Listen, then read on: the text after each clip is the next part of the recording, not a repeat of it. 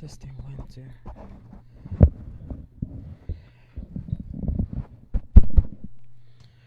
2. Testing 1, 2.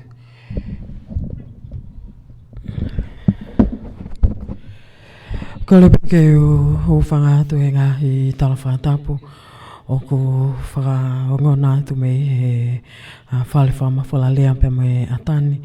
Pea o ko kolea e whainga maali e koe ni ke whahoko atu ha polokalama i he whiawhini.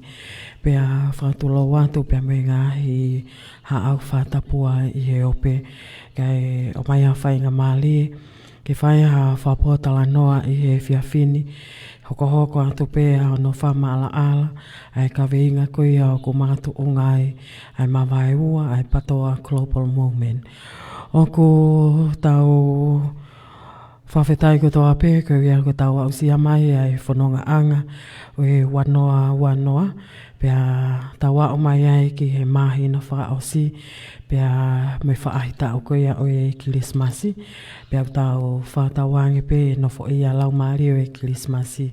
Ia te tau tolu hono kotoa. Neongo ai Kaekehe e tau tui whapolitikale. Ka ko tau mawhana pē ko ia ko tonga kotoa pē ki tau tolu. Ko ia e he houani o ku whewhia au pito. Ke tau lelei ki mautolu, ke tau kaunga kau whakataha i he polokalama ko ia e whiawhini. Pea hange pe ko ia ku lawe i he whini motu ani ki mua i he polokalama ko ia na iongoa nātu me he whaleni. Na e iai e feinga maali ke o atu hawha maala ala me a Sharon Minna ko e co-founder ia e PTOA Global Movement. Pea e he whiawhini o ku whakaukau e polokalama ke whakaongo mai ho moule o pea mo whakaukau ke ia ke tau wheinasi aki pea tau vai. Heo ku mahino peki ia ke tuunga whini mātua kau maa e tuunga mātua na nau kau i he whakalele o ngahi polokalama pea mo ngahi ngā ue e malu ko ia e PTOA Global Movement o ku kei lahi pea ni ihi o ku te ki ai peke mahino pe ku fia mau ki toi lahiangi e enau ilo pe ke nau toi ilo ki toi mo oni ange.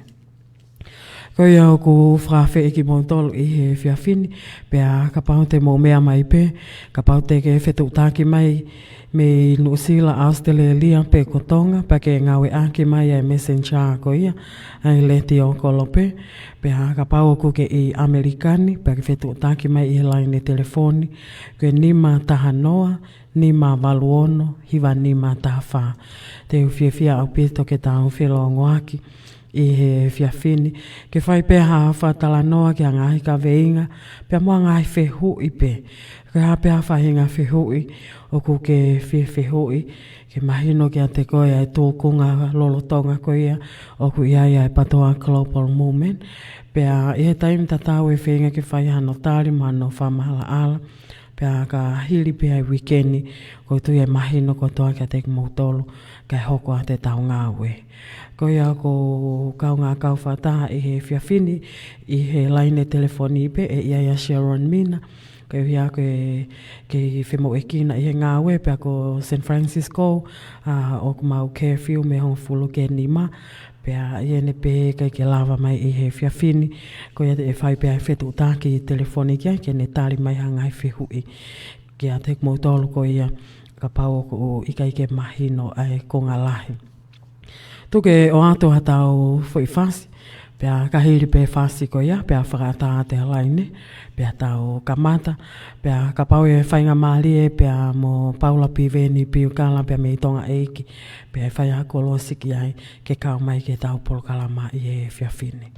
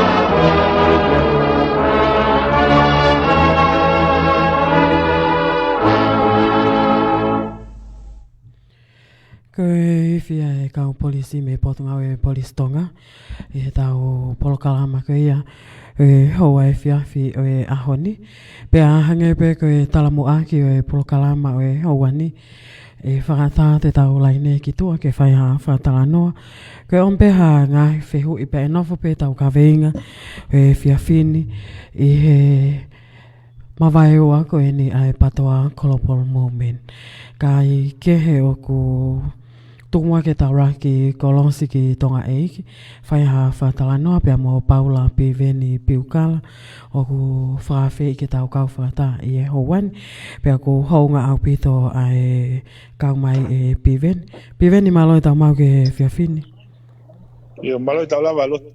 Ko ia o ku whiwhia le ti o kolope ke whakatala noa i he whiawhini pe a whakamaunga pe a e kaweinga ki he tuunga koe ni o ku ia e patoa global movement. Hange pe whoko ia nei mo ake ono o atu i he polokalama ki mua pe mo Sharon Minna ko e co-founder i he pesi ko ia whapolitikale ko e patoa global movement. Ai tuunga nei au ki ai feinga we aki pe mo tilila pe tapuang pe mo tilila hono o hake hono hingoa ka ku fie mau pe ke whai ha whatala noa ke toi maa ala ngai ka veinga koe ni ka uia koe mahu inga ka te tau tolu ai kau mui ko ia o e patoa pe me ka kai o e whonua ke nau ilo koe ha ai to unga to tonu ko ia kua au ki ai tupe mua e pi veni ke u wheho ia tupe pe o kou lawe i pe na ke fanongo pe me i tongana ke me ako ia ku hoko i Amerikani kai o mai pe mua ho o whakaukau koe ha ho o whakaukau i ho whanongo mai ke tuunga kua au ki he mavahe ua ai o ngotaki ko ia e pesi wha politikare ke patoa global movement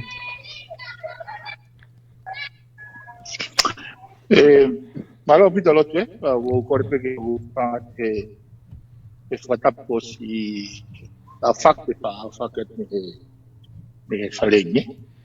ko ia Toan pe ke tau taina pe whakaukau wanga ku eksio whakalukufua ki he isiu gono ku o hake. ko ia E loto ko kau he tui e pakotui o ku awea piki ai whareni o ku wharea ke ki lotu ko ini i e programa hau whare mu kau e nei whahau mahi kolopolo he ngahi i mahi natu o mani o atu ko ia he ngahi langa whare koe mea koe nā tui koe ki ai o koe ki lotu o whamaman lape koe ki lotu ko kui whakatawa koe lotu e nonga koe serenity prayer ko ia e o pe ono whakarea e o tua o mai ke te au anonga ke tari ai mea koe ke ulawa liriu ke o mai ke te au haloto lahi ke u liriu e mea te ulawa liriu a koe mea te pū ai mama ke u ilo na Kaekehe ko ia e ko ulahi te whoke tau roto mamahi he ngaki isio ma tau tahi maari pe a kau kovi ka tau tau whawhututui ka koe mea koko toka ki ai taimi au tau roto lahi na tau he mea e ke tau te lava liriu Kaekehe ai taimi au tau nonga ta tau he mea na tau pe ke tau lava o o ku iai pe ai whainga maari ke tau liriu ko whunga ke tau lava liriu ko ia koe isiu whainga kaa ko peni ko hange peni ha tō Kaekehe i haloto i whami ko ia o ko kau whukau ia he mahunga ia he isiu peni e ko wharea koe ki mua koe ke te ita hake meho tō mari pa te hau o tau te ki fōui mai e whawharitologe si o kia kakai. Ka koe isiu ani o kau ene isiu nei mahu inga kau anga e tsoka o kau nao. Ua ngo i au pito ene hoko. Ka i taimi ta tau pe o ko tui ke ngahi ke wha itanita i sone. Ka nā whaarea pe au ia. E tau teka pe mafuwe teka e visone. E hanga pe he tā i taimi. O vete mai u mea ke māmange tau hala whanonga. E lotu. Hei kai ke paloparema ha motua whaifekau e ha potias. Pea more ai e lau, pea more ai e toka te rine. Pe kovi ai, pe mau ai toka te rine o teftoi. Tui whakarisiani ko ia. Pea pe hepe u hange pe ko e. Hange pe ko e PTOA. Pea i hoko paloparema ko e niga neanga o toi whakasisi pe tene whakalahe visone. Visone o ki, mo mahu inga visone o ki te tau pe. Ko tono no whatangata mo anga hano whakahoko. Ko mea whawhitu tui mea. Kai ko whie popo pea ke kakai te oa te nau. Oa te nau sio personal sio whawhitu tui ke isiu ani. Ka nau sio kai ko moment ko ni. O wahan nai ai hono visone. Ka hono visone. O talakta tau tui. Nai whakaitaniti. Petu kuange ke vete mai ke ngahi iwi oe ui he tōlai koe cosmos ui he whahinga koe space intelligence ka koe iwi koe outer space ai o ko wai e lava ho tau whankia ta mai i kio maku pusi ka koe whoki mai ta tānoa ke isiu Kaekehe. e panga u koko pehe ako kai whoke ke o mau e privilege ko ia ke o access ke ngahi informations whakapatono ka koe ki fakamatala mea ko mau ai pe ko tui pe ko se mau pehe toko lahi te ka koe whanki tono no pe ka unehanga o toi o se huia ki tau tolu ki tau te rawa si o lo lotu atu.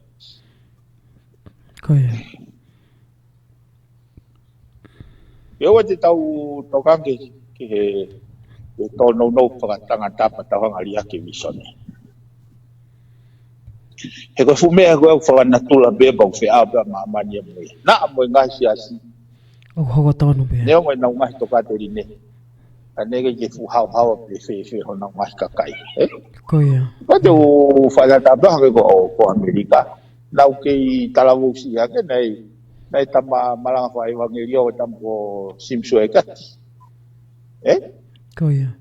Nai moi pea pou ke kakai. Pena iku hanga hei te volo o iku na ia kai ke hanga hei fo tono no simsu e kati o mau e toka te lili mo keres mo so moi mo mesa o tua ai ko mana hanga tau ka i po pehe pe anga po wa ka ka paure wa ko mo ni an go o ti gau ya ko anga ni ko gau e o poco fare a piki when the dust settled down bebe ke tu foi bon ki ngai we fo o fa ki holo tau po we tau ilo po ke ka kiao fo tu ba ka po ke tu tau la pe na tui e ka venga mai visone te toki vete pe ai ko memo ni e tu pe ya ko hai pe o ku tono no e tono no pe ya ko hai o ku moni ko moni pe O kaso ke ukawa o mai nga ko ke pa be me ko lele. O kai la ye. O ukawa o he tui. O vai pe whakatangata tau ata mai. Mo tau ilo, mo tau. Sai. O ukawa o he tui. E foi toka te rine koni. Ko ne ngata pe e tau ilo. Ko foi taimi no. Peno kui he ngahi lotu. Asia, Hindu mo India. Ai me vui ko meditation, he? Ai unau meditation. Ka ko meditation he mahino ko mo. Ko tau taria ko tau ngata-ngata whakatangata. Kala wa ki hoko o tua mi foi wa. Ko angai whakaukau. Koe polokalama koe ki mua koe na tā whaalele mai ai. Pea nai whaawhai mau pea e ngahi whihui. He neonga koe whetā aki whakaloto whale pē nia. Kana iai e whetā aki whakapatoa. Ki mua pē. Pea na tā oskawa kotoa mai pē e ngai whaatala. No pa nau whamari e ia mau pē. Ahono wha o hake mau pē e whikonga lea. Ke oa te tau whaahanga o tūri e fuu ata. Hange ko o whamatala koe ni ki mua o ke pehe. Koe viso nepe koe foi mooni e tuu pē ia. Pea oa te tau wha whemalele aki. Ke tau pue mai pe koe pea tau huu kotoa ki ai. Ka tau nofo pe pa tau fou pe ke tau mui he viso ne. He kumei o kulahi ai whaaturi mui he fuu ata. Tau whahoa pe ke mea ko hoko ko he taimini. Koe toa lahi e kau mui pe neongo pe koe hae ngai tala noa. O ku tu whake mai ke whai aki a hono whamatala ke mahino. Ai tu unga ko ia o maka tu unga o mavahe ua. Haka pau te tau whawhe hui pe, koe hae ngahi vi sone o tui whakatemo ka alati koe ni. Ki lawe mange he ta whaake koe ia. Oia, malo bito tue. Koe Tukau ki whakawhiawhia me pia uia ke isiu. Katau tuanga nge te whai tui, he wange ko lau. Kei o ke lawea te whai tui. Te whai tui whakatemo ka alati. Kau o mai ange ke taki isiu ange ke isiu. Hange katau nau. O fanongo loa pe he ongo ta whaaki. Ko isiu wani o kia hatau whihia ko lava ki o kia lava tala wa hatau whihia. I he ongo whaego ini. Na ei whoke uki lea ki mua. He anga pe mama me mahino ka au. Ai whahau whatongia. He whengawe aki mai ki mua. He kei moi pe aki nisi wa peke ne malolo. Na uki lea i ki mua. O wai e kutui. Na sintia pela o Maria o Finega. I hono whakahoko na whatongia, na kaukawe e na te stoi tui. Pana na common bea. Na common bea, tatau e na commitment, na iwi mo na atamai mo na whakaukau. Pana tui gai. Pana amai ke he niu na Kaekehe. Koe mea wau mahina wa te au, koe mea une vai tuua e sinsia koe na whaukau. O wai e me niti o pehe, o wai e mea o ku tai whai totonu.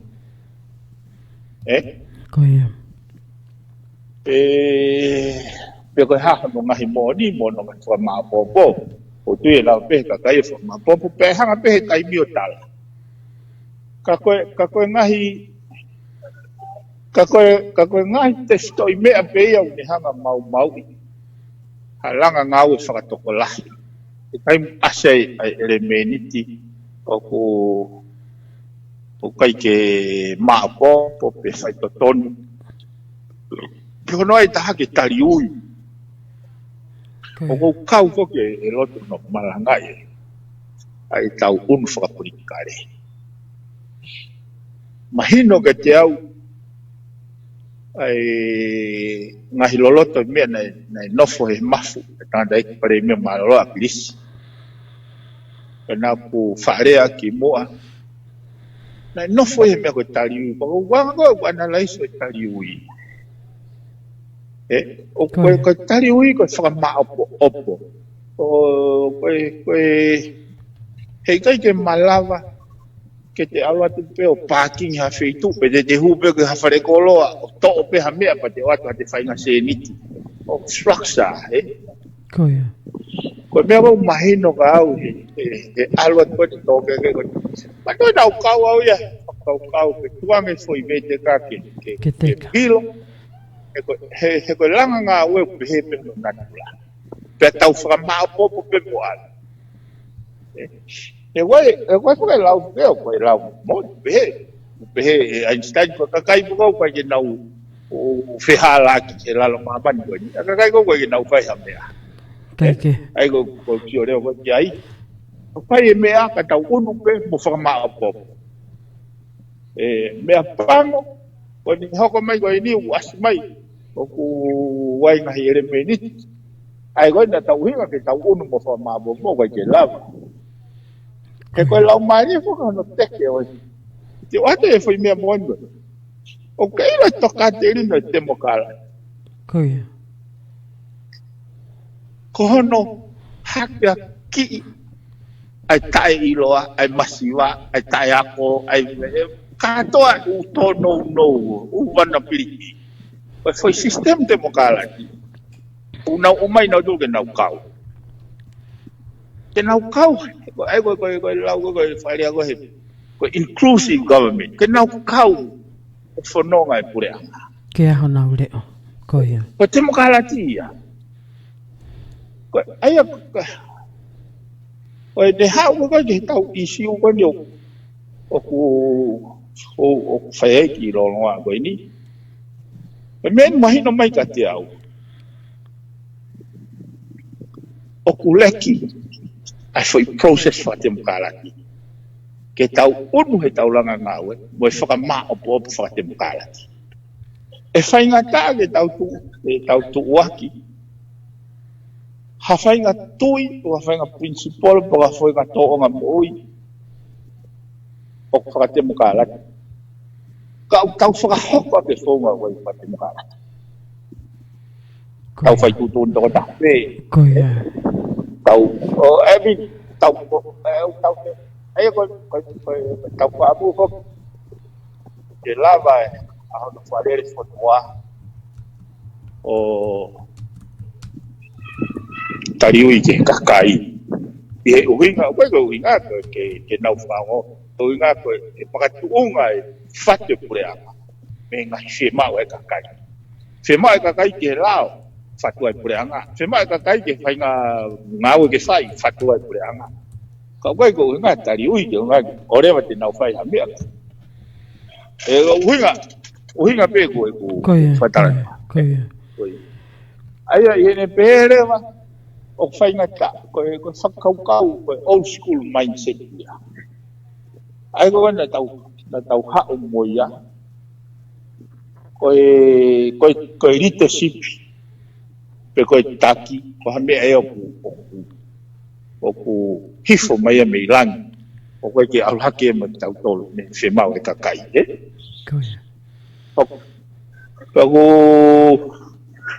o ko tui koe tau isiu wan he aho ni ko tui na ko pau na lava pe he kono moni na koe isiu wan ni anga walo taimi se pake kolopolo me ko timi se pake kolopolo miko na whinga hau kai loto ke mitigate loto awate mea koe e tau maa ta tole hawa he lalo mamani never will find it ka kua pau ke tau kumi a whaunga ke tau lava ngau e whakata United Front ka pau o waha whainga tau mua ka whainga outcomes o tau sio ki ai e lelei o kai whaku ke tau mōi te tau mōi o tuku ala koe tau mōi o wai peki taimi ki limited time o mai ka tau toro o pau ke tau kumi koe hai ai God given purpose ke koe taimi o mai ka tau toro Pato ko mate au di mo vale pe te takai kita te ketau ni mano pe o te mate kita. Ko tau ile ta to me ka to ka ulai pe ka to ko at least ko hai tau me fo tu ko ni mama. Ka au tau mate ai. Tupu hake ai hako tupu moi ka hau. Una nga fa ma hoinga e tau me nai fai. Ka o te tau o sang pa tau me si na I fe ia ko ha kui. Na ke na fai ha me ko ni ka ta ma fi ia me. Kaekehe oku Ko lau mari fo ke sio ke me na ha ke se o. Na ka ko ha ni tau fe ia ka ko ni ha I he launga ai fuka kai to la ki ai fika me u me fa pa. Ko nga ta fai to ton. Pe ko ha no u mo ni ka wa je tui ko na ho ko foi. De he ka je ho va re ta to ria pa nga ta ma. Ko ia. O pau ke ai ngahi e pau ke tau pe. Pau ke ki lahi mo he uri. O vale peu ki ai ki res, vale peu ai ki kulokula, ai behe ko poini, o kai ko pa hanga ta ma ki ko ki nei doktor koso. It must have built from some sequence of events. O uhinga pe ulau. Ko ia. Oku mahino pe foki ko ospa e foi hanga tamaki. Pa ko foi ha ko ne pa ko ia. Ku tau fa holo ka mui. Pe ne ongo ko viso ne ko ia PTOA. Ai tu e to ko lai ki ai. Pa te hanga pe o talafa ta pe ki ai. Ketau si o ko ke taki ko ia e fonua ko e pale mia. Pe mo ene pure anga ta pe mo no ka mui. Pe tu oni pe pale mi ai olonga ki anga he mea. Pa wai ni I o ko ye nau sai I ai pa wai ni I nau sai I ai. Pe aku nau toki alo tu hangeha uha hele ngai mitia. Yo no tolo atu mo no feinga ke vakili. Taimi tau fa fehu ia.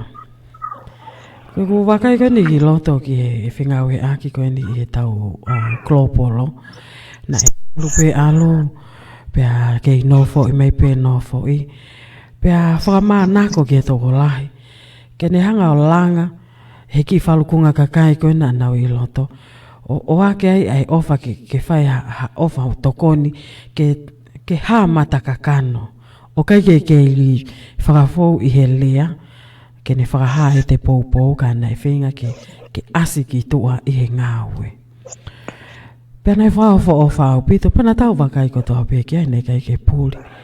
Kai hoko ai foi mea koe ni, hange ku ne hanga o whehu ia. Ai whahinga hala whanonga, pe mo whahinga ni ihi o ku nao taki. Ia whahinga whalukunga ku lupu pehe. Neonga o ku haa mai o mahino koe ngahi tono nou e ngahi mea whapaanga. Pea neongo ai ngahi whetō ake koe ni. Koe ni ihi koe o ku wesia. O ke wesia a Sharon ia he mea whapaanga. Pe wesia a tilila i foi palopalema. Koe ni ihi koe nau fua koe hia. Koe kakai koe ni. Tau pehe koe kakai koe ni whanua koe kakai masiva. Ae koe o ku tau tui whakate mo kāla. Ke hake aki I hake aki nau tolu. Oi. O whakaukau. O moja pita Lotu ho whakatala no ki siuwa ia.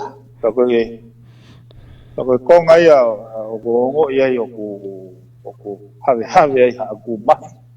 Ma ku Lotu ke sio ke I siuwa. Koe. Moni o ilo kana kau he tui. Taimi na maloloa kilis. Pe asi mai ki mo ai kakai. Na iai e ku amanaki lelei mo tui. ke foi hivi foi tani ki une hanga ai e kakai ke nau take ownership. Mea ngoni ne te ke hoko e ne ke mo ui. Kana to hoko e ne malolo. Ai hohoi mai e kakai ke whilau nei kai tata. Sai, tai ai kwa mana te. Pau tawako ka hatoa pe foki he historia. Neongo nei hao e tangata ngō ai eke ngō weo tutu ai tinga liri. Pe osla pa aria o malolo te hao e take hea tutu i o tupu e wite umoitea. Tupu umoitea. Ni pe neongo hono ilo na e osfai mea koe ka na e koe anga whakatuku na whai gai tuange na whakatou tutupu. He ka pau te tau whenga te tau tāke tea. Te tau tāke e lawea e pe mo wite. Koia. Koia. Kai tuange ke na whakatou tutupu. He e iai pe aho e to whai aho noa whakatuku. Ai gogo uinga gai tupe he koe ume ia. He koe maha visone ni ha tangata. Tau pe ka pau whai tāni te visone. O koe ko hamea ia tangata. Koe fuke whatano wa. Hoko fuata pe. Koe ko hamea ia aku. Koe whakahau whatongia pe. Te mo ohofu mo tolo au. Koe ni hua koe fuata te mo ohofu mo tolo tau te iau. Kai gai mo ui pe visone. Koe. Ka koe uhinga foki ka koe palparem fokoe ni hange koe ni koe isiu koe ni tau whianga ngai mai. Mea pango o ko lawe ai whare patoa e mea koe ni ka ko whalotola he tene o te mō loto si ka o te mō sio ke isio Jau o mahu inga as whakauau tau nau lawa ki uite anong ki whakauka sewa. Koe konsena sewa nia koe ngā koe. O lahi whitu tak mai kiai whikau aku koe pai nam tai whie maari wai kakai na nau whitu lau moe amanaki. Ai koe expectation ni koe isiu lah. Kako talanoa o wai whakai mea. He rea pi sistemi engineer. My degree of frustrations is directly proportional ki he ku expectations ki hataha.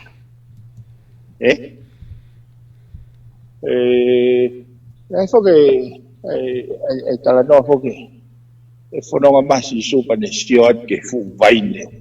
Asa maha no lau. Pene whakaukau e awhi ai taki whenga ia. E mauaha fo i waini. Koia. Ia koe ne awhi atu. Ati aha fo i fua ia. Aia tō noa ne amanaki. Taka mena ni whai. Hei gai te ke toi fua. Na ne tau te ai na ne wipiu ke fua. Hei gai te ke toi fua. Pei te mau. U me toko ni hata. Nau whoki mahe ahe kaha mo ka wākonga. O alama ke ka wākonga, ko maki fuwai nei ia. O whaitahanoa te tau whoki ene pehe koko nai ita. Ene whanonga ke te mpare. O kulotonga whai ai whewhakatau aki. O kui kai ko whewhakatau aki. Ko ene amanaki nai tōnoa. Nai amanak fuge ko te mpare o tua. E whitu e o whai e huke o tua. Ka koe unga koe tōno ai ne amanaki kai te kekehe pania. Ka koe te kekehe mo isiu koe ni. Koe uhinga ne loto mamahi he ne aluatu. Nai amanaki e fua fiu kai. Ke he ne whai lau. Ke maawaha mea ke tō ai ne whikai ia. Me te tau pe ne hua te whai lotu. Nā ne amanako whitu ia whai ai worship ke o tua. Aluatu ia. O whai ai. O kai te whitu ia whai te whatau aki pa o kari pe ia. Ka kone amanaki ko whitu koe. O whai ai mea kehe ia. Ai koe. o na ke mui me peta o programa na e mamafa lahi a kuia mahuinga e fa mabopo patoa ko ko amanaki a katai como na falala na mai Koia.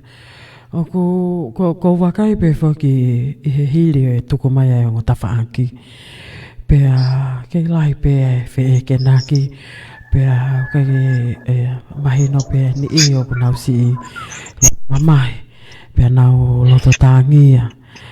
Pea mahino pe ia I kia te au. Koe uhi a koe siwa I nau amanaki.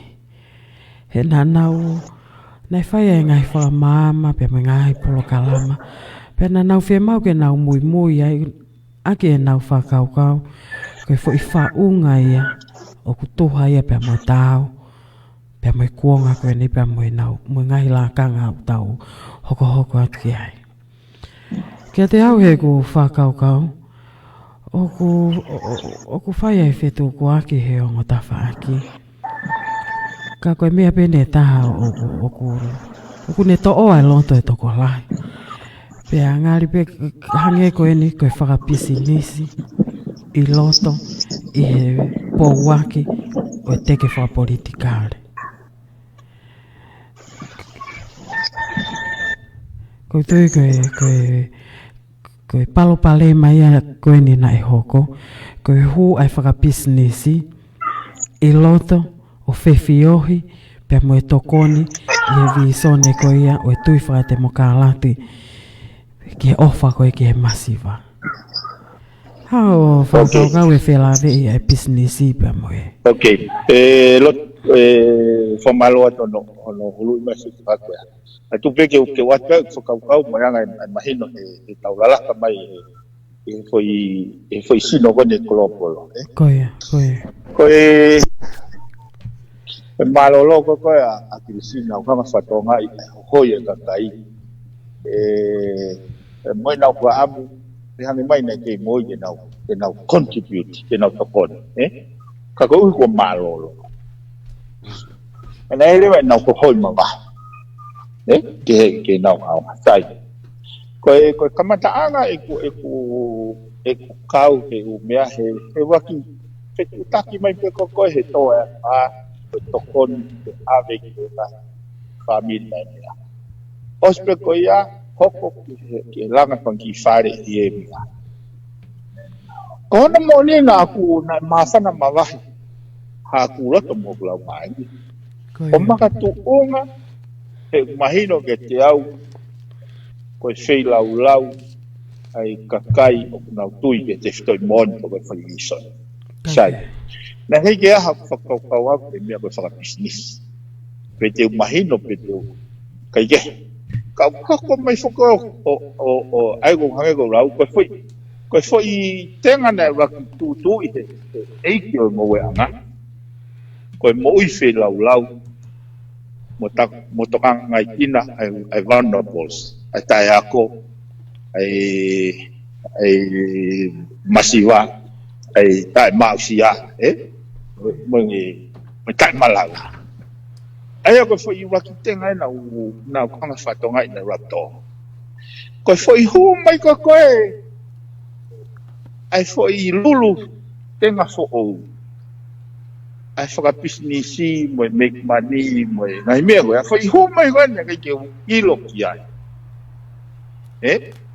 ka wange fo rau ai ni ko ni ko fatonga yo hoko le vai pare na ku kawa he lau mari ia he ko te tatu au e whakaukau moni ko whakaukau ko society mo credit union ni ko systemia practical systemia ko ngau e to kai mas pa ko tu ia ko whakaukau ko no uta ngoe kau so ka whakaukau en ko ni ai mo o si hela tangata ngoe ia ono palau e kere whakamolu lulo ne tengai akau pane tauhi ngoe o au o fua hoko ko foi product o si lava kono whatongia ko skakato ia Ne os ti sewe ia ke mau ne se ni ian he pos kakato no katomi. Sai. Ko whakakau rewa hoko, ua rewa kau mitolmen, ko kau exporta, ko kau pureanga, na huma rewa na tolu, o ave foi ngowe, o ave ke makiti. Ko whakau kau hua whakana ho ke whakau kau. Ko whakau kau ia ka, ko tama ko ia, o ave a rea he makiti, ne ilo e price ko he makiti, ne os ilo e price ko koe I he ngowe anga. Kani ngawe ia ene whakamore ana mo neki. Koe lau maari foi process koe mo tau tataha ilo. Ai function I he foi component. Ka paurewa e tai tokanga tama marketi. O uri foi mea kai pe mate ai container o mau e mea kai. O ku hala ia ke te hau ki tatau te ai tangata na leo steu. O uhinga e whama e ku. Koia. Ku os pasti, os whai he tangata ngoe hono whatau mea au. O hoko foi talo, hoko foi ufi, hoko foi mereni, foi mereni. Sai. Ku mai rewa kau tama koe kui he nau ki mawhawangi e ta whaka marketing. Haure na tolo alma foi mereni, porque foi talo, porque foi usi. Alma do mo ke marketing. Ko na expert ya na tolo. That's their expertise. Ka mau foi ngowe ai. Ko hai to tom ke ne foi mau ai. Foi isso. Kai foi ai exporta, tama marketing. O vai ko tama ngowe.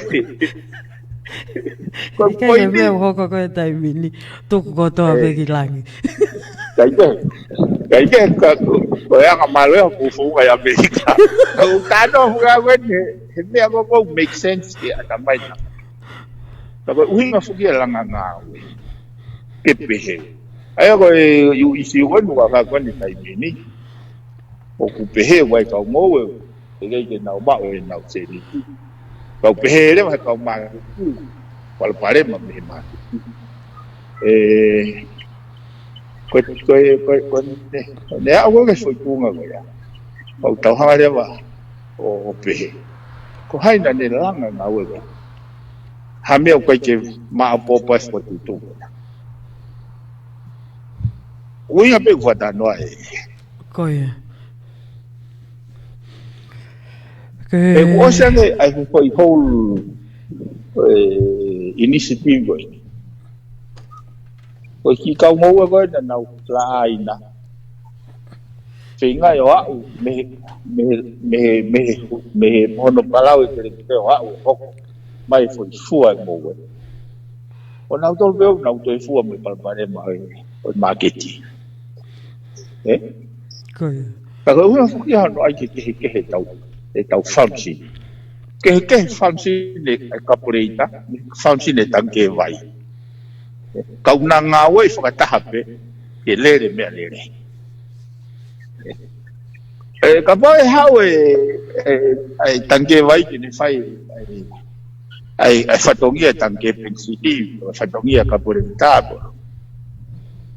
palpare mai. Ka poe tuku aki he tanke pensiti, tanke vai, he tono no ai tanke pensiti, ke function he mea stem. Uhinga pe uhinga fuatala no. Koia. Kaekehe ko tau osia u foki tau tōria ke foi palpale ma. Pea neongo ai e le o lai no malanga I. Oye. Te kai ke tau te lava tau tōria ko no moni hake ko lau o palpale ma. Koia. Sai. Kono mahuinga ko no tal no issue. Ke nga ke tau wako ai, ke oa te tau toi fou, te foi hala ta tau. Peigai. Ke whakau koe ni tau pehe ke tangata ngōwea. Ka paulewa koe to o ngai nia, e whaunga te mokalati, o kua ia ke pala pehe fo I tōna ki ia. Oku ke pehe te uke ingo fiengo ue ai pe. Oia. Ko kuinga mo ke o te tau no fo fu ataka tau no fo pehe vi so ne. Ko tau mo ai ke o ai. Ne. Ka ku ui o hanga he he ngai sino fo ha fa to mia. O mau I ai vi so ne. Ye ono translate a manake kakai. Koia. Koe ke utui, tene, koe mea, koe, hene pehe, koe misone lewa pala. O pehe. Ke ako ai kau mui mui.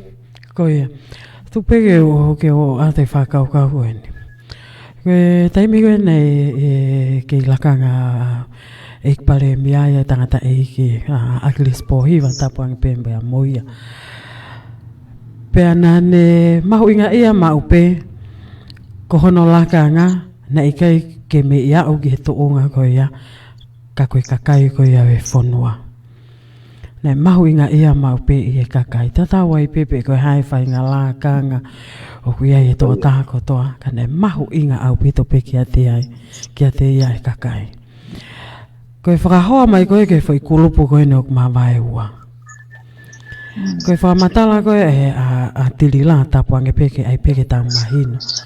Nei pehepe tilila ko ku ngā ue. Pea ka pau o ko kai ha se niti. Pea tuku peke u kai he ko hela ia. Sai, fakamatala lewa a Sharon ne tawhaaki. Ko ia koe taki ia. Pea nei whenga we aki wā ofi. Pea neongo koe tau e ne fiha. Pea mohona wā. Nei keke mahu inga ia I hono lakanga koe taki. Nei whakaofa ia I he kakai. Pe koe kau mui koe ne PTOA. Pea ne whakau lewa. Eli aki hono lakanga whakataki. Pea neongo mau ai hona wā. Ka aluia o talai mo oni ke whakahaofi. Ai uto pe mo isirini e kakai uen ai mui. Ko feinga unu ko fate mo kala ti e piven. Oia, o hange ko kulau foki.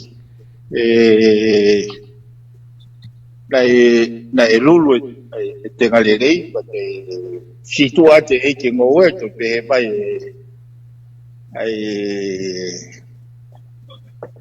kai haia to lulu te kau. Koe mea mon ho ke nau ki hanga o race hacking pa ko o po e pe kau. Ke nau si o roto pe mo ke mama.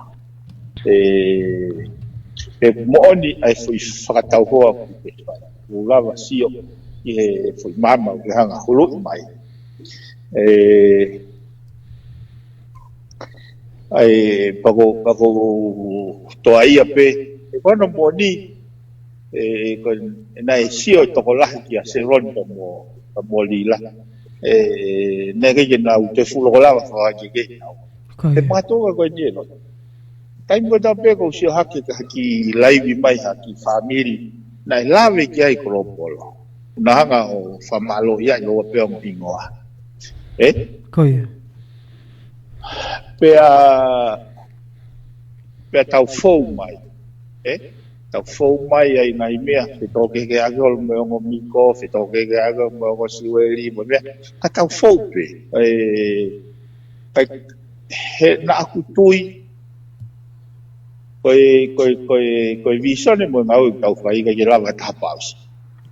Koia. Ka tau ei pe. Ka tau ei pe po hao whai ngā poto. O whai ngā tunga whakako. You cannot fool. Ai whaitani te visone. Mahina pe whaki I he toonga koe I he taimi ni e piveni. Hange ka te ako os mahino ke kakai ai visone. Ke whai whaunga ngā ue. Ko tui koe mea ia kou kai ke ki hane nefu. Pakapaule te tau si o mata tau toluia. As an example. Ai whai mea koe noku hoko. Oku ke pehe o ke iai ha feinga maali. Koe uia fuke fuatara noa te. e pong i ko na ita si pu ko he te wale ai to ai siva ene amanaki e pe he tala no fu mai na si kai pa ne whakatoa ngai ta fu mai ne ku fai lau afa mai no lau pa na e afe ki ai e ne whakau pau e maua hane fui mai ne e whakamamalo ki ai aia ko whainga tala no pena ku pe whai e mahino ai ni son mo manaki a kakai kai ku siwa na wa manaki Koia. Kau hai fo ko fala me ko ki moa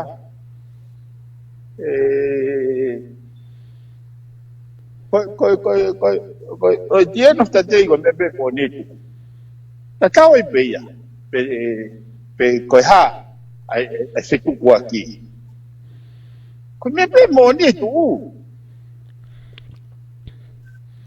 ta ko tu ya yo ngari me be ko tau wa ko wa tau ha un bongia fo ke te min ko ha ko mo ni ko me be imagino ka te au ko isiu ko ni ko isiu na toki whakalanga ko nei kai ko hinga ko va pe ai ongo taki Lotu ko hinga ko outright mai kakai mahal pe me ka ngowe mo ka investar mo acceptar o fica aqui mo tá feito ton e funga ngau ko na o ke feo ya fica aqui mo sirin mo na hala fanongo pe wanga fe papa ko motivi mo la mari hanga mari ka ko funga tuai isu ke heia he hanga fo ko fala ve ko ni nai ko ka kai pe ka si na fe pe ko ni na na fe ala ke ka kai ko ni na fai hanga au ai ne peleo ko ti ya uya ka tirila pa mo ne langa nga we ka ko foi fehu fo kia ko ni ko nga we fehu ko ni ko motivi mo tau mua mo elito oi foi langa nga we pena fai o fatatau i he viso de uhinga ia amanaki a kakai pena ia hatu uhinga ke he ai ko uhinga ka te tau ilo ka toa pe foi hala fononga o ko to ai au ia se ron ke ni hanga o pai te pure he kono mo ni hoko mandu na te tatai ai me ni na ku pulpeki me he nominated candidate e fare alia hena me na wongo kai te ton ko lo ton mo lo mai na me na wongo pala na ga yu i lo ko ha pa na ga yu i lo ko pe ya ma fe hono e pa ka ki au ya ko wongo ko wa me hala ko te ko tangata si au ya tawa tai ne whakau baka fitu tak mai pe hari tio ko ha me ko ki mai ne ko re tawa tai na ko pata mai mo ko ko tai ko ne e foi ho fi fare ko i hoi na ia me na ngo ya pa na ke yo i lo pe so fe ka ko i lo no feinga maria nga e lo na ku i lo ko ngatanga fo atamai o dai me na tuang ne que nga hivi whaka itani ano alai ne sio meturiki moe cosmos energy o foi outer space eu oku tuku ke atu ho fatala no ke hua ta si su ke fare Lotu pe siva ene amanaki ko fai mai fe whakatau aki e fu loto fare Lotu ke oku ke pehe ka pau na ha ele mai asi suo si o mai ke patoa klopolo oku fai ate whaka business ia he mea wha politikare ke pehe ka hame si su nai mei fai. Nai tamai si su kea, ke hiri e Ai wipi. wale la ngata. O si su na kai kape kape. Ai wipi katau. Ko ia. Kaekehe oku ngari whakahua pe whoki. Nei hua ta si su, pa ne wakai koe, oku nau whai e mea kehe, ihe whi kehe. Exactly the whole point. Ko ia. Ko tui tatau pe. Ka pau nei ha ere mai a si su. O si o mai ke tangi ai ahono kakai, ke totongi si enau fo i toho naki. E hiri si su hono wipi, ke he tu au e kautaki koe.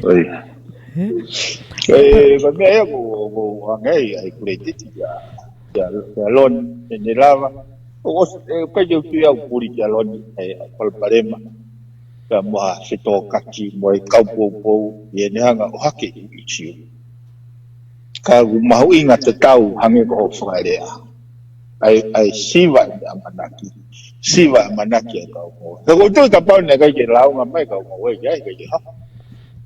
Ka ko mea ko tape ko palpare mo ko tape pau ke tau kumi cost. It's cause and effect. Ko cost ai for attention he va o lo di dira. Na ma tu nga ya mi complain ne every angle. Kai ko kau mo wepe. Kai ko kau investa ape. But everyone that involved for system.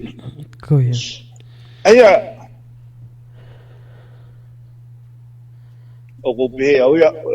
those people who owe it like clarifications. Kapau kune loto que ne restore foi falar kakai. Then she need everybody oku mahuinga pau nau disave on the fakamatala tono. That's how I see this. To habare o pa ke mahuinga ya ki ai to ko me le vai ka kai pe nau.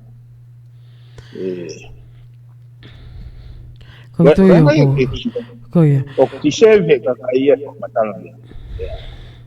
Pembalila. He ko o kai yo si atu se ron na ia na ne fai ha me ke itai ka kai.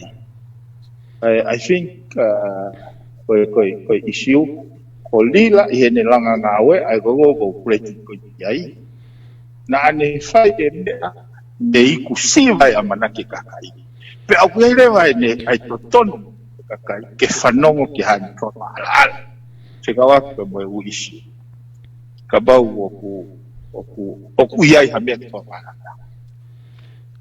ka mai fo kau ko ia. Oku mahino pia te kare e tau ngahi whakau pia mui tau wakai atu ki he mea koe ni. Pia te urea pe whoki au ia koe uhinga he nei i he eku tawha aki he koe koe toko tahango ue au ia. Kou tui e kehe eku whakakau a mei he whakakau ai toko tahango ue pe koe toko taha whohimani o ke pe koe investa te tau whakaukau ke kotoa pe. Pea neongo e o mai e tāri koe mo e tāri koe, pea whakawhetongi aki pe a ngahi tāri. Ko tui au ia o te keipeke i ai hafoi solution ia i loto ke ne hanga o solova ke whakanonga. Ke mahino koe amanaki e tō tāngo ue, e kei maupe mea nei amanaki. O keipeke amanaki mai e ke te oange hafoi fakamatala. Pe toi pe mai o koe ha mo ha. O amanaki mai ki he mea ke he me whamatala tau pe koe se niti. Ke pe he koe ha solova anga fui palpare mai. O kai ke o lava o he tu taimi ni ke o mai ha solusi. Ka te o lava identify ai palparema na tupunga hoko ai palparema pe uhinga e tau se mai solusi ko palparema ni lotu e tai fai totono ko palparema that's the cause of all this sai ko solusi ni koe whaitotono. Aia koe palparema koe tae whaitotono. O uhinga e hoka e uisto. Sai, ke vete palparema. Kono whakanau e whoirea, ke nofo pehe whaitotono. Tō e whoirea koe ki mua.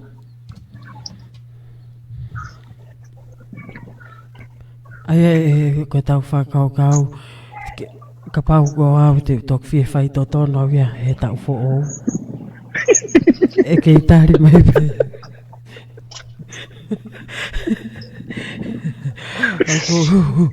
Oku maari e whake e ta whaatala noa. E ta feinga whakanga e ta whaaki. Ke ta whakanonga ni ihi koe ni koe unau launga.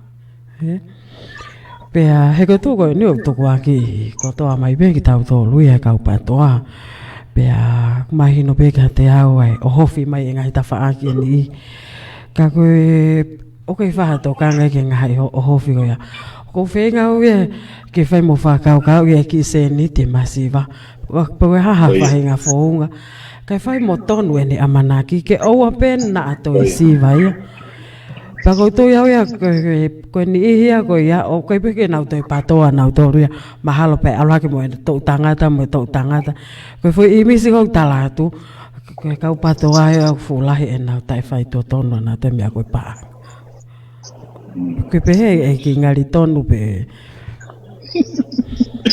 E kaso e rotu mai no au kuto mea kau. Kai ke ta uhange penia a te ita kitai ai pai pe kau pa te tangutu kita siasi.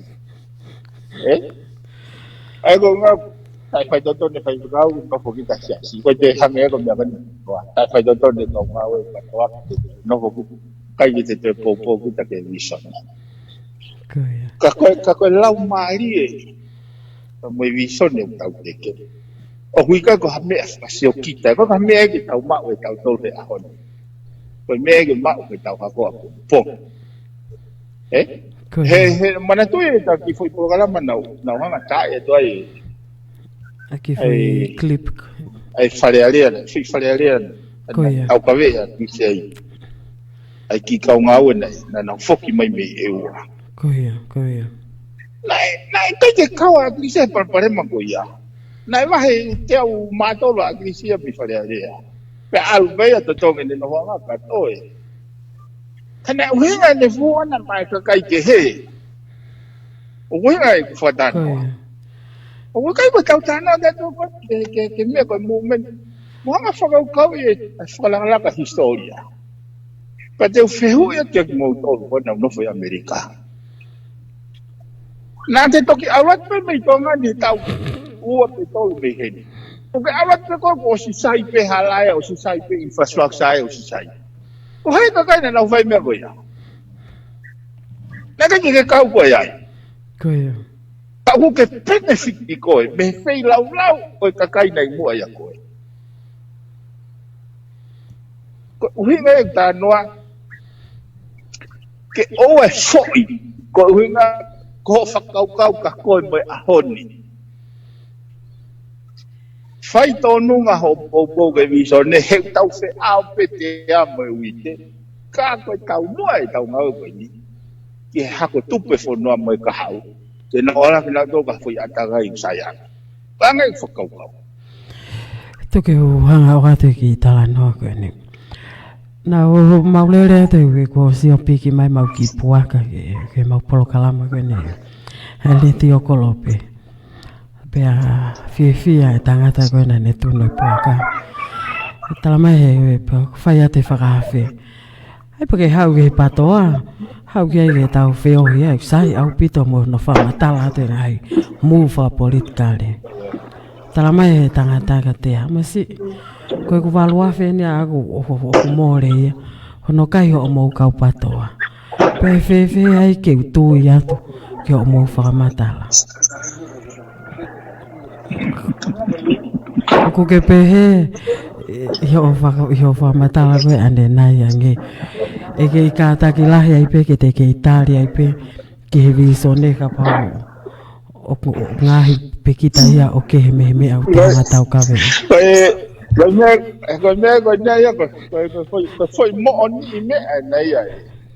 Te u hoko pe ia he ngai toka te ni la. Wai o hoko pe ngai sia si. O tano ngane. E lotu wai pe ai kai nga na tangu tu na do sia. I na tula te tau pe me tanga o mai. Sai. Me pango. Ko hanga ia tau fanongo foi lalo mani. Tau alu whatape, mo ui whatape te amawite. Koe poini whoko o hanga o hake. Koe hae le rei te ke mao ko tamutu he alu o lotu, koe ngā ko ita he whai whekau. Ki ho o vā pa moe o tua. Hae le rei te ke mao. Ko hei o kuke hanga o tau te ai. Koe o sanga ho tamutua koe o koe ke kovi. Koe ke hane impeki anai ki tapa uke itake. Kau ke hanga ko mau ho vā. O tau ho vā whaitani. Koe whai re wolo o whi mau ke tau ke tuku. Ke tau ki transcend. Mahino ko ke iua e victim. Koe ka taha ko toa pia feinga maari. Pepe alu beta ya hane titeni. Ka koe loloto o visone. It's about doing to others what you want to do to you. O kai ke loto ke to hoko pehen. Ko uhinga ko firmao ki. Koe e loto o ki o te lewe. Ko men fu mai ko. Koe. Ko klopolo ko foi sino popo. Ko sino ne fa fonga. A toka te rino e te mukala tipe moe teke oi visone patoa. Ke pehe koe nau wheha lagi pa moe nau tonu koe me aia. Koe foi sino popo ke visone. Koe hasino e lai pehe nai feel pe pehe ke ia system structure o na ngau e aki. Nai whakanatula pe e na iai. Pe whakanatula pe na alu. Koe na hepe, koe na tonu e na hala kononga. Koe fumea ia o whakamamani. Fumea ia koe reality whakamamani. Mea pango koe ne hoko. Kau hange koe whakatano koe mua. Koe ne toki whakaitani ti ia. He une puaki mai pe ia hui pa ne malaki e mea toka tāmaki. Kaekehe alu pe fuwe te kāia. Koe hangai ku whakaukau he kapa te tau whakasisi ke me. O mea nei mlahe ku more. Sei pe ia. Mea pango pe nai whiri koe o tua ke inu e fui wakatahi ko ia. E fui hala whanonga ko ia. Kakapau te tau fōi. E kai ke tau waka ke he kong whakaukau e loni. E loni. Koe. Kai te whainga kai ke hanga pe o tua whispai kau isi lelei me isi pite o nofo tangutu lelei e whunua e talauwha. Kai te whainga kai. Ka hae uhinga nā ne taki holo ai fu kau isi lelei e whulota toa. Nai ne pepes, nai ne tau. Ko te keke mo ksio abu pea koe. Malolo agirisi na ne sio. O te kei te tui. He fu kau whahufunga e koe na nau i whare alea. Ai sua e masia. Ke nau whaitu toni mo nau sio mea ke matso ataku. Ka nau o ngoi. Nā koe uhinga e ni hono taki holo tau tolu fufui toafa koe ni. Ka oa te tau whenga pere tau sio. Tau kari. Tau kari e hake pe au. Hake tahi ho tau waka. Ka tau tui o wai e tau mua anga tau whenau. Wana i whakaukau. Koe. Malapito e piveni pa ko kore ke ta ngata he.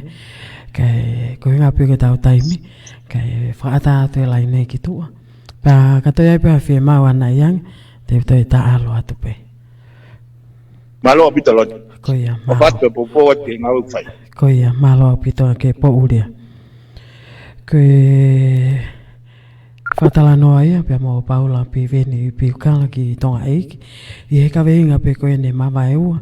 Ai patoa global movement. Ai hatau ki foi fasi.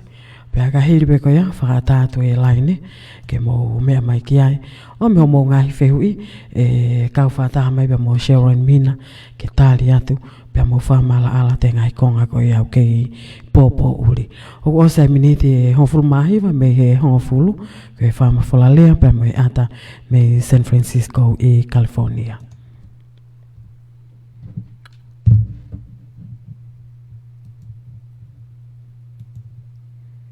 Kia o mo ngahi whehui. Kau whataha mai pea mo Sharon Minna. Ke tali atu. Pea mo whamala ala te ngai konga koe au kei popo uri. O osai miniti.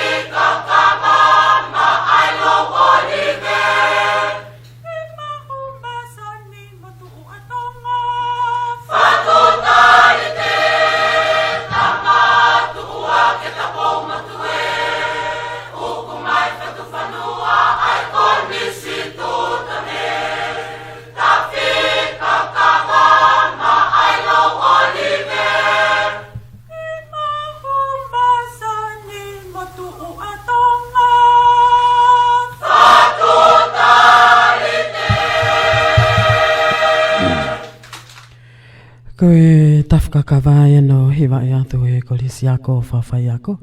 Pea ko o me tau taimi o sai miniti e waua me he hongfulu pa uli me San Francisco. I he taimi ni lewa e whaatatu lewa e tau laine.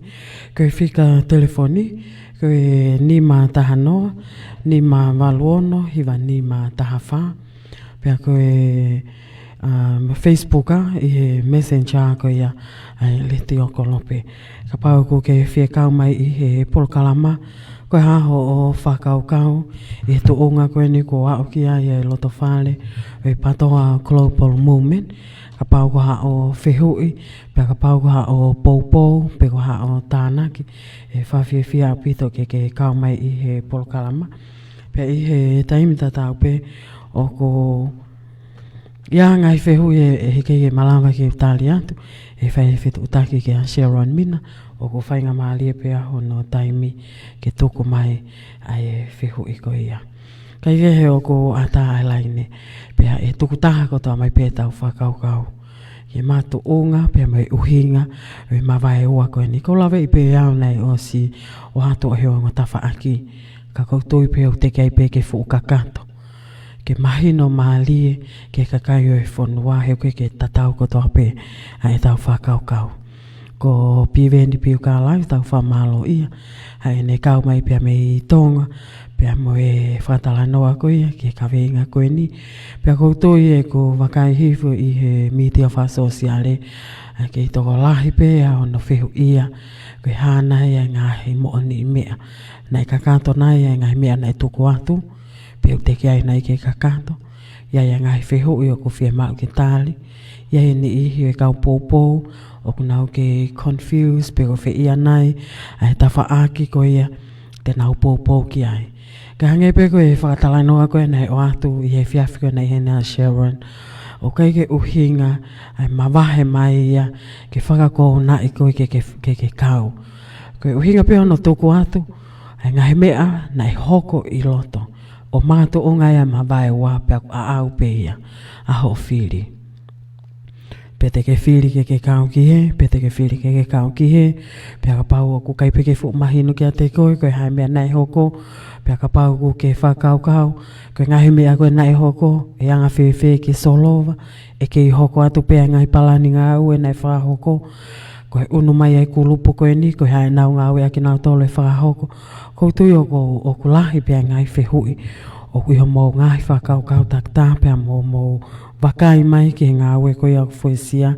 E kou i loi pe koe taha eni he kulupu toko lahi taha. Ai whai aho no mui mui i. O ngahi vi sone pia mo ngahi whakau kau pia mo ngahi whakamama ko toa pe nai o atu pia me whalen. Pia i e tuunga koe kua au koe ki ai. O ko mavahe ua. Pia mahino pia no o atu ai o ngo tawhaaki. Pia ko... Ia e toko taha i he laine, malo e lelei. Malo e lelei. Malo e lelei. Marei. Ko ia, malo e tau mau ki he whiawhini. Te ke kau mai ki he polokalama. Iyo, o pe whata noa pe ke polokalama. Ko ia. O ngolahi ko loto. Ko e whetu taki mai mei whee kataki. I Nusila. Ko ia. Tuku mai ho whakaukau. Ko tui mahalo ke ko whakaukau kone wake ki mea konu o ko mavahe ua. Ai PTOA i wā se uroni pia mo ki la. Oku uongo wa te au ko mea nai kai ke ukau ka pa. Ka ko pia tu vei loto pa maama. Ko wiko e mea koko. Ko kakai uesi. Ko ia. Isai pe ki na ua ia. Tena tak tahfuse na moru pana. Unu o pahala. Ka ko usio ko ke kakai. E lava nai ke toi whaha. Māmanga ta. Ye māmangia e kakai pia. Rokia e polpare mā. Ke alu toi mawanga lelei. Ke kaha. O tui koe. Ta mua koni koe o whae koe. Mo kisoni. O tui koe. Ngawe lelei na whae. Pako whamalo ka ngawe na whae. Nga lelei na whae. Ka ngui koko nga lelei whae.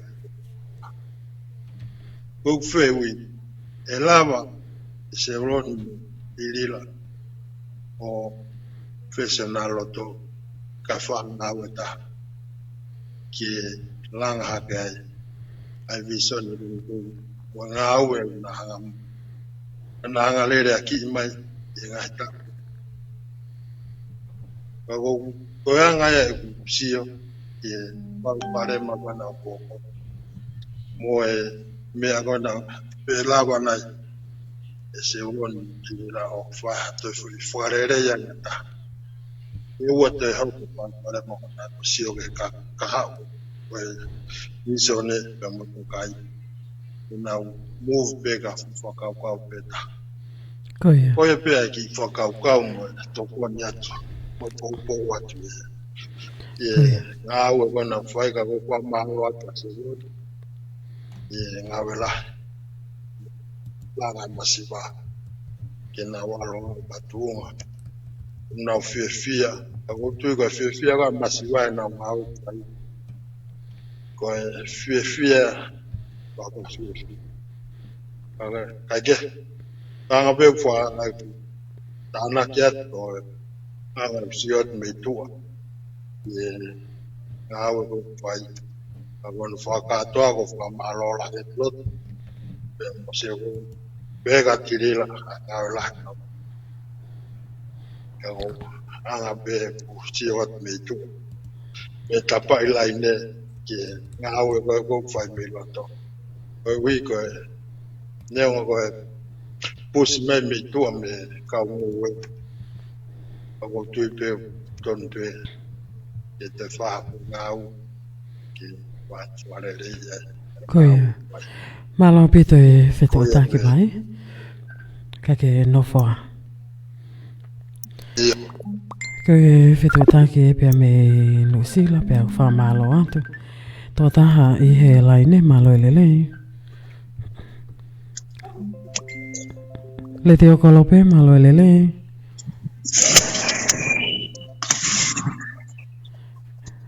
Malo e lelei. Malay, Malo tau mau ki he whiawhini. ia malata lava, Kataki koe whetu taki eni mei whe. kataki kotat me nusila, Koia. Tuku mai ho o whakaukau. malo apit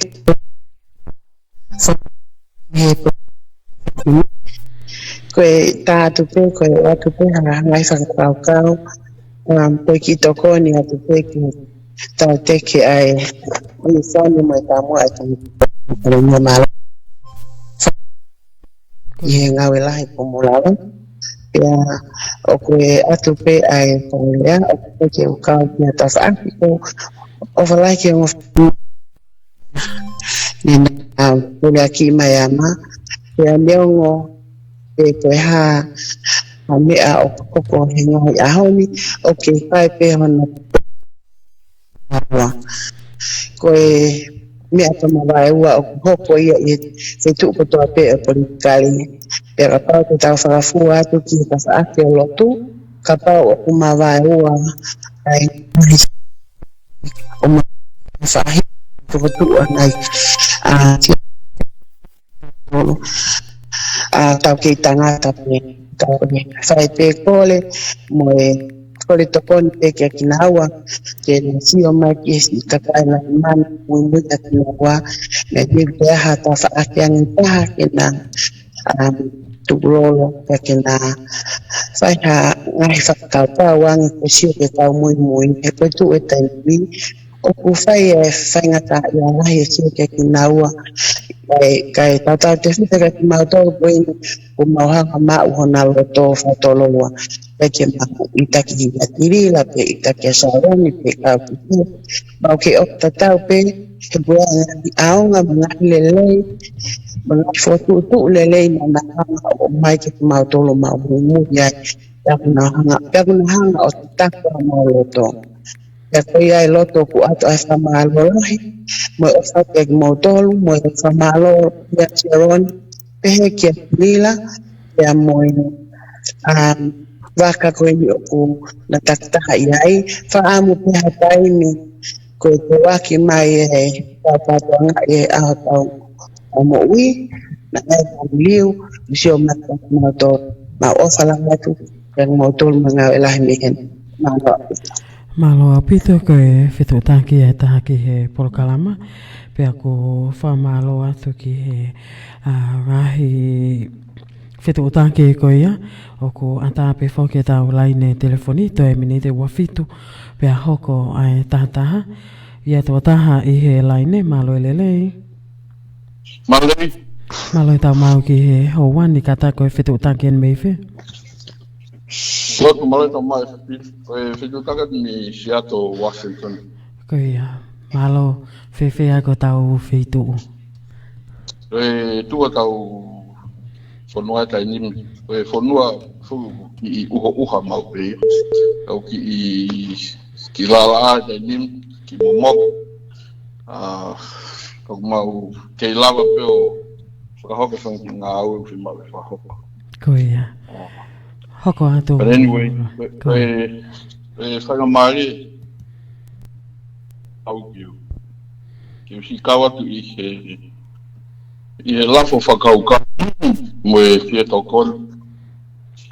Ki he tunga usi ai pātoa kolo pele kāka pele pātoa. Pe unga pe o nau lave ki he pātoa pe teke whakate mokalati le. Rugenga ngai te stoi tui ngā au ke Kaekehe ai. Ka ko tui mahalo koe te stoi tui maho inga ke ririu whakate mokalati ko tui tatau ko toa pe ngahi mōmeni o toa pe. Koe. Ko lotu ke usikau e whakatala nohe whiawhini. Koe. Ki mua ia ko tui te tau whehui ko toa pe. E tau kā huna. Ko me tau whelawe i mo isiu koe. Koe. Ko tui ke polokalama koe whiawhini.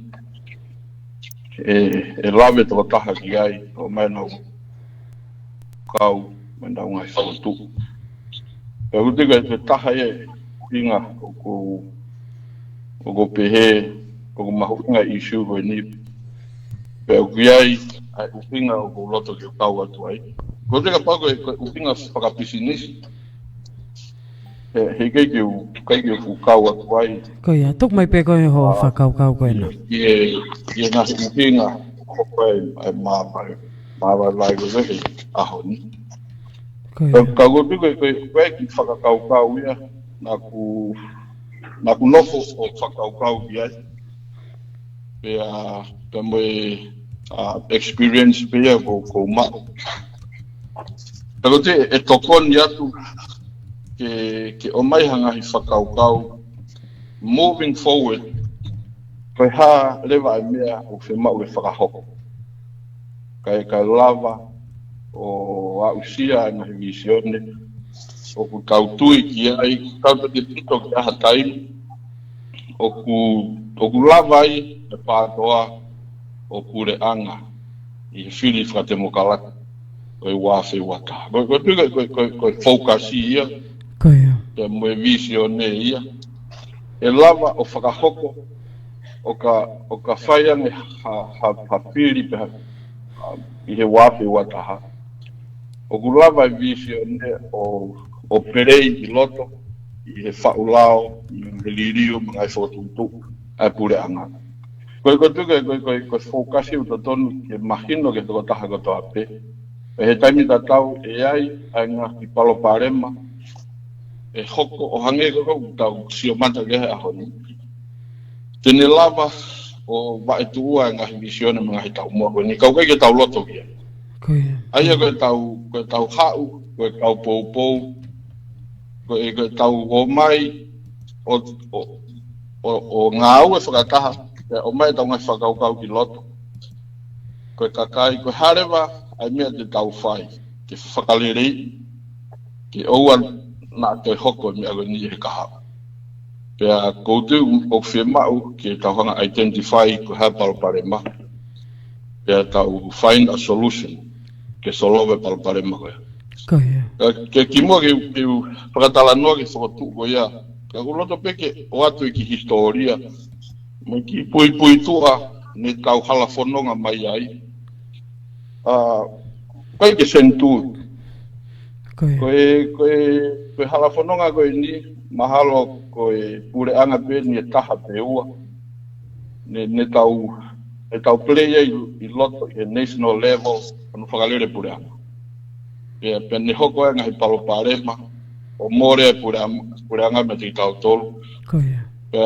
Pe goutui ko mea au to toni e tau fokasi ki ai. Whakalu kufua ke tau hanga whakalere ai palo parema koia. Pe goutui pe awia lotu ke tuita tau kue mo au. Pe mo ki nau tolu nau fanongo mahe polokalama koe ni. Ai tau more ai pureanga. Kono inga ko ha self-interest haki toko si. O more ai ngahi monu ia.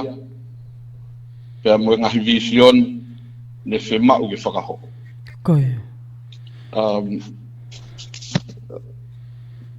Ko loto peke hoko aku e loto. Ke taimi ko toa pe talu e tau peke ai movement ko I mo tau tala noa. Ai structure whaunga ke riri. Kaekehe. Tau fanongo I hono malanga I structure pe koe whaunga ke riri. Pe tau malanga ai ngau e ataki mua. Pea mo tari ui. Koia. Pea mo hono malu I ko wapsini ke o kua na hoko. Koe mea ia o ku tau whanongo ai hono malanga I he kautaki. Koe ahoni, o ku tau sio mata he ngahi ata, o ku whehanga hangai, pea mo ngahi toka aterine koe ni o ku malanga. Aia, o ku wongo I rewa, ia te au I anga pe e ku mahino vai pia aku.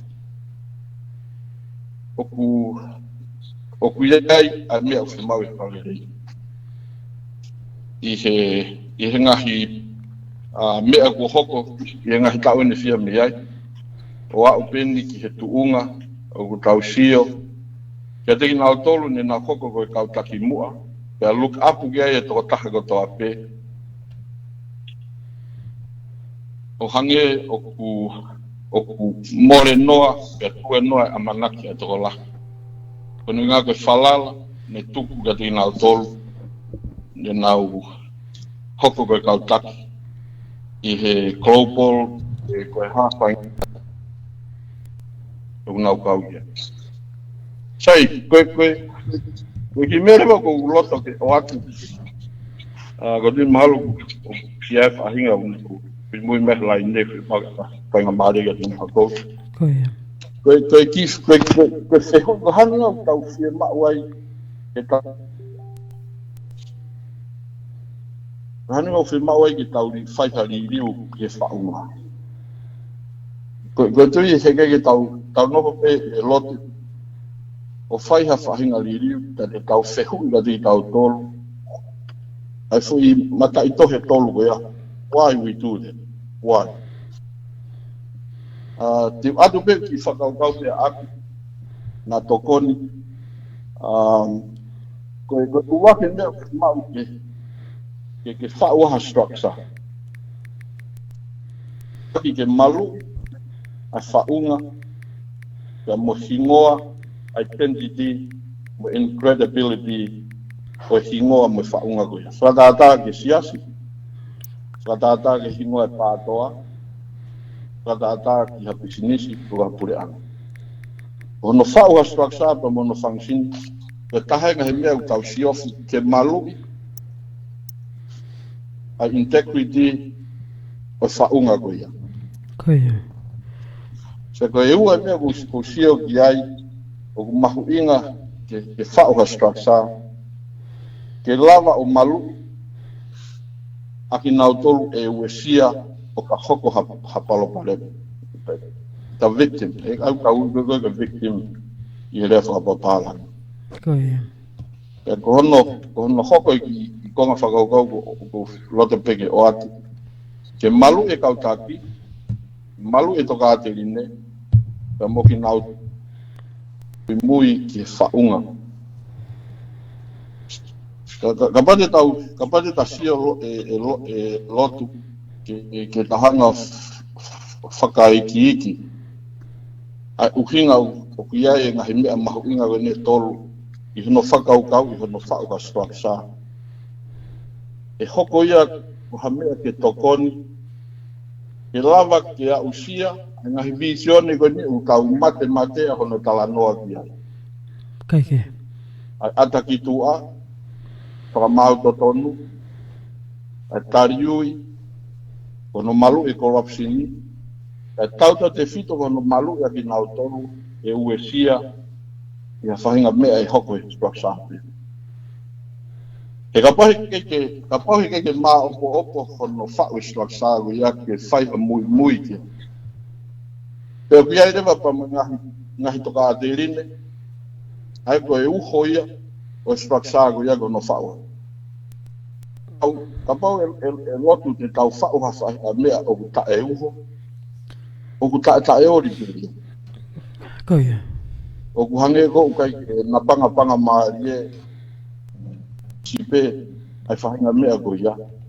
Ia ku lahi ai hoko e mau. Ia tau nofo whakasociety e ka whahinga. Aia ihe whaunga koe ko tala noa ki ai. E uho ake toka atirine, e a koi, i he toka taha ko toa pe kau mui, ai mahu inga, ke nau mahino e toka atirine ko ia. Pe hangarewa he toka atirine ko ia, o kaiti, o taha ko toa pe, o kuhoko ko e taki, o kuhoko ko e kau mui, i he whainga whaunga ko ia. Koia. Ko tui lahi e lotu ka pau, e tau whetongi, ai sino, ki he ngahi whatongia ko toa pe, kai ke whakalire e structure ai gani kau mate tala noa ki ai mo tau tui ki ai mo tau feinga ke ririu me he pure anga whakakonistu ten a whakatui whakakonistu tone ki pure anga whakatemo kalati tataua kai ke tau mui a whaunga e mo iai mo toka atirine ke uho e hoko ia ko kite line e ngahi ngau e ko toa pe tau whahi. Koe tangi koe, o tau tangi lo e lahia he ahoni, e to e lahia nge tau tangi, I hangahi tau, me hen, ka tau te fito, ke ao te tau morea, te tau moui, me he moui, alha ke tau whanau, ko tau hako, o hoko koe ka kai pōpula. Koe tui lotu koe, ki mea ko lotu peke o atu, ka tuka te taimi ka te koe. Iya. Malo pito e roi o malanga uia he ki polokalama re pio a koe. Koia. Malo roi e kau mai ko mau inga e na ke whai hano whau a strike sa ke follow wai ke inga ke ua te hoka palpalema.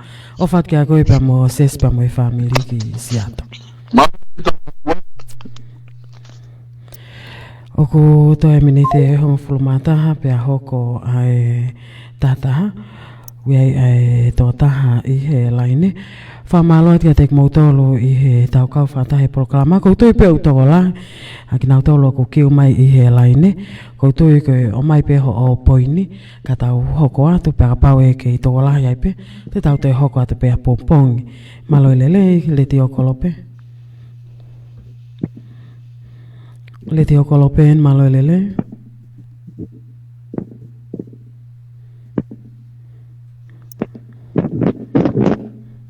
Hello. Malo lelei. Te tau teo. Lea mai koe nuku ke osi I a koe. Malo lelei lotu. O kuonga te kulea? Koia, honga lelei mai pe. Fetu utake ni me. Malo lelei lotu. Kuonga te kulea? Koia.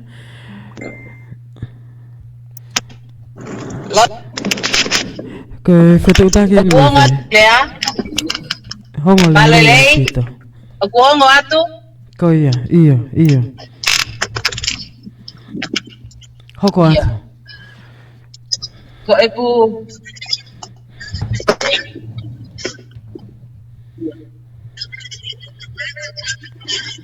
Ko fetu utake pinyo sila. Koia. Tu mai ho whakaukau.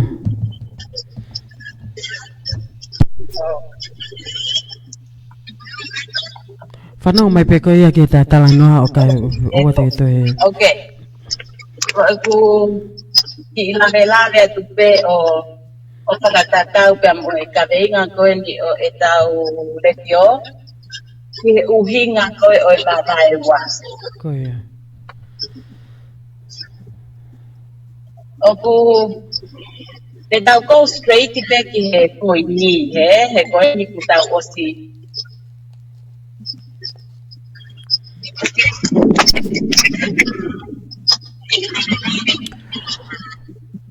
Kataki o te to fanongo ko ke Facebook a he ko replay ya fanongo mai pe ko he telefoni o hoko pe ho o whamatala ko ia. O gonga tu lotu? Ko ia. Lea hoko mai pe ko.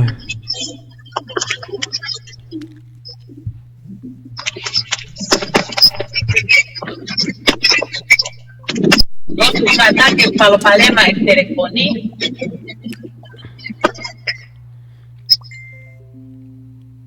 So there is something about my tuku things.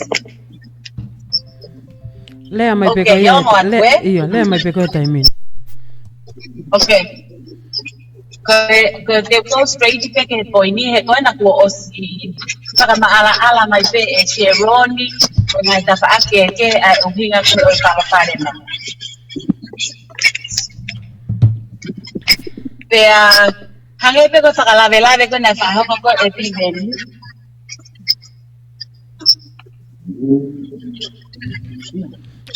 Hopat pe ko.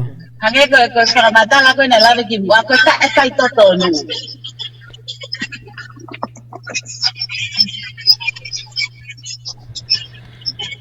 O ku te aha o telefone taha.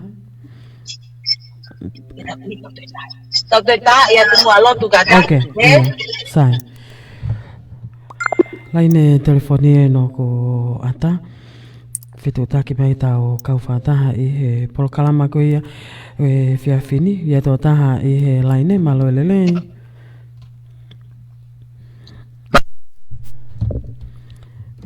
Malo lelei? Mana lao. Tamau ke whiawhini. Fitu taki en meife? Fitu taki en me Anchorage me Alaska. Ko ia. Malo e si kau mai, tu maha o whakaukau. Eu ki whakanau at pe whakaukau ko PTOA tu Lotu ai. Ko ia, malo.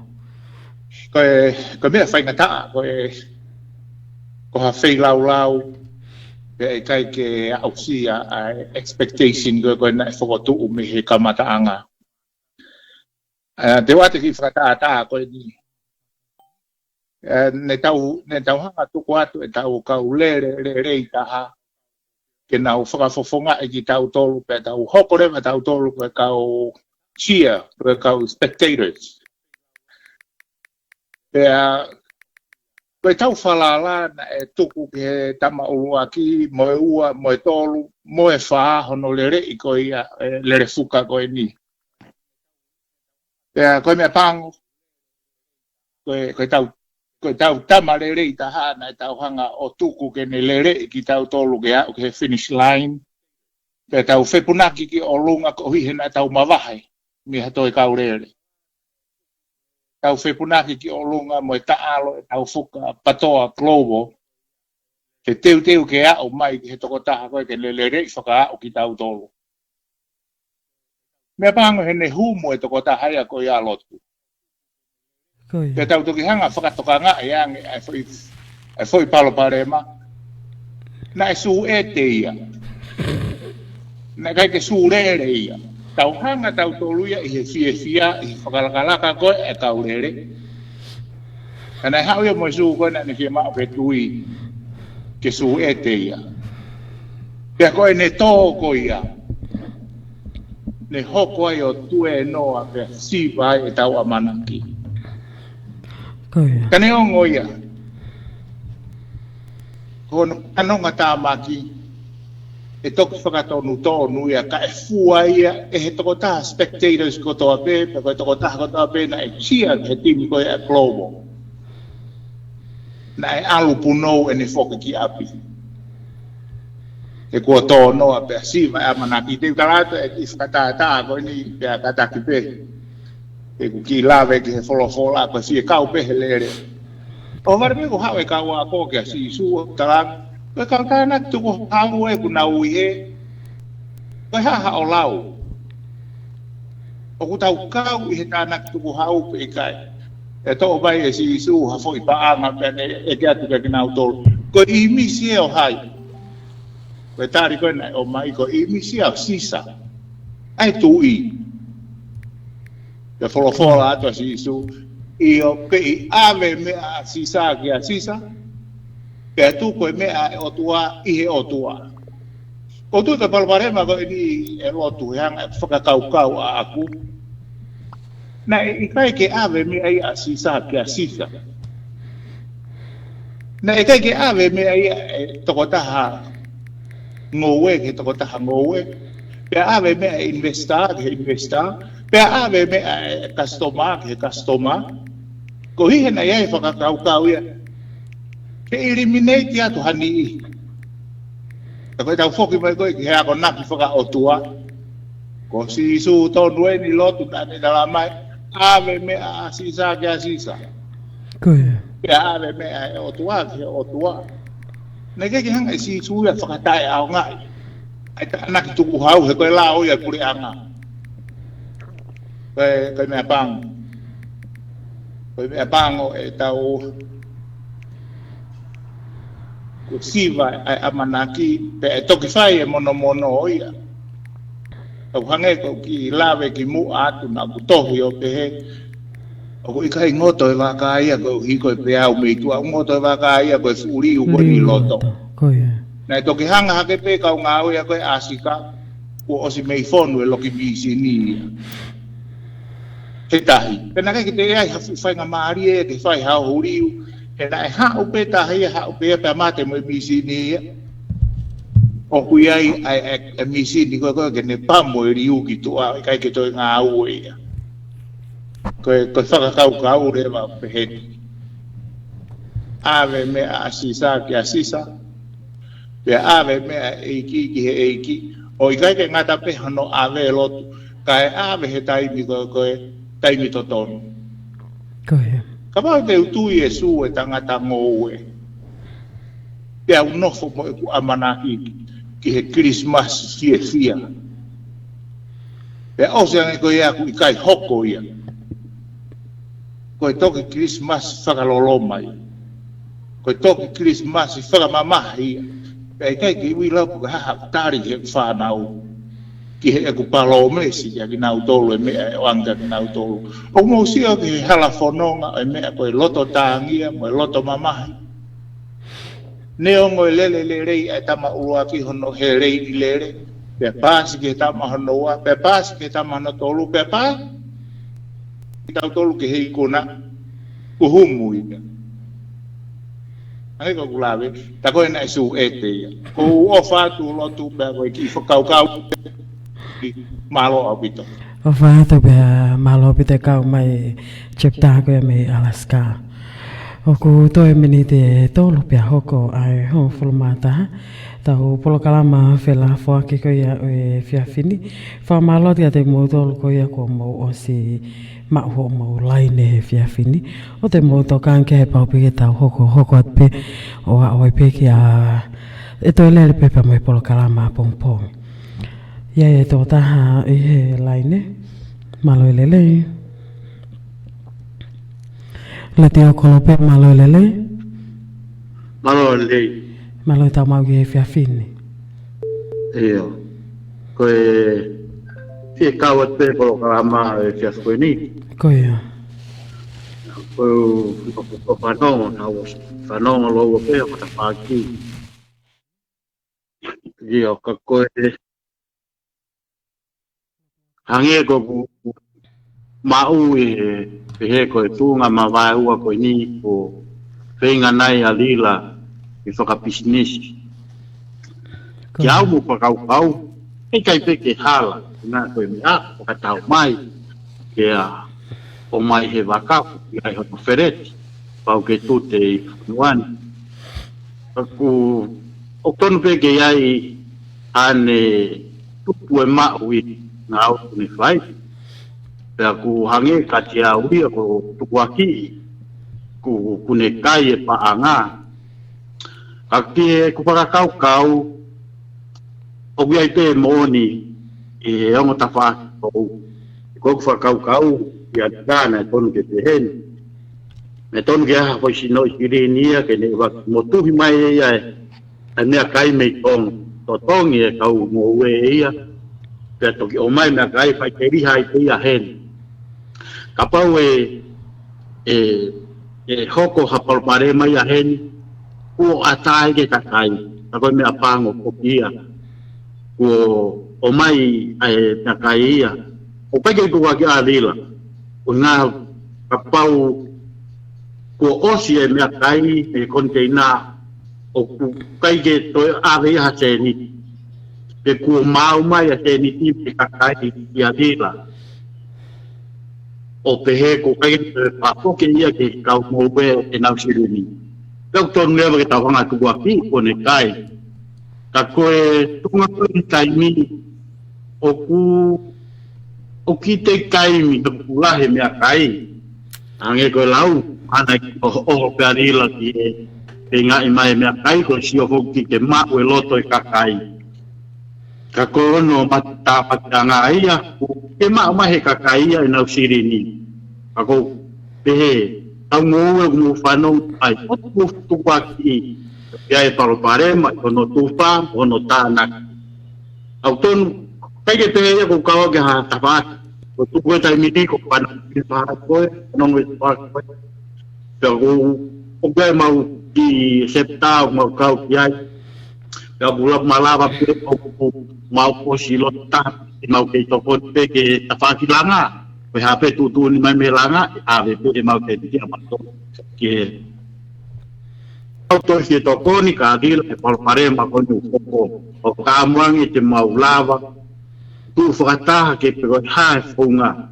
ta to ki ta na ki ma e ko mi kai ko ka pa na o fa pe ka kai to mai na ko mi kai ko tu pe ke fu ya ha por pare ma ya ke ko ke ka mo wa ko ki mi a pe go ta ko fie popo wa tau ki ai au ke na pega ko ke lelei rau o tui ke lava pe ke feinga ke tau kana tak tahalere pe o te na toe te ala na tak ta feinga ka business pe alila ke feinga e gepe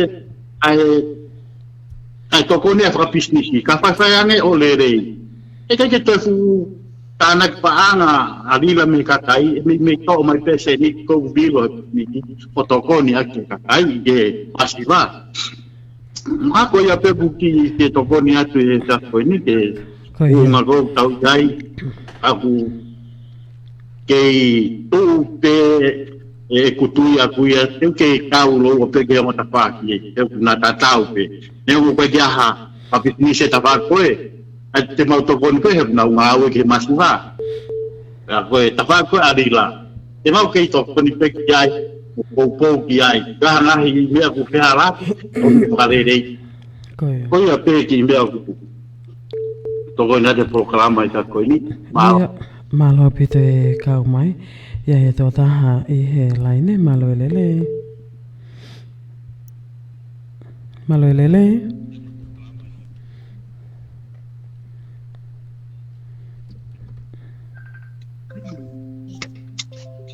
Malo lelei. Koia. Fetu take ni meife. Io Lotu. Ko wene. Ki tokoni te peki polokalama e fiafipi e. Koia. Fai pe fanongo ki hongo ta fa akilo ua. Pe ko tok fanonga ten ki fakamatala ko ne asiana ko ne tokosi. Ka ko au mo ku wanga fakau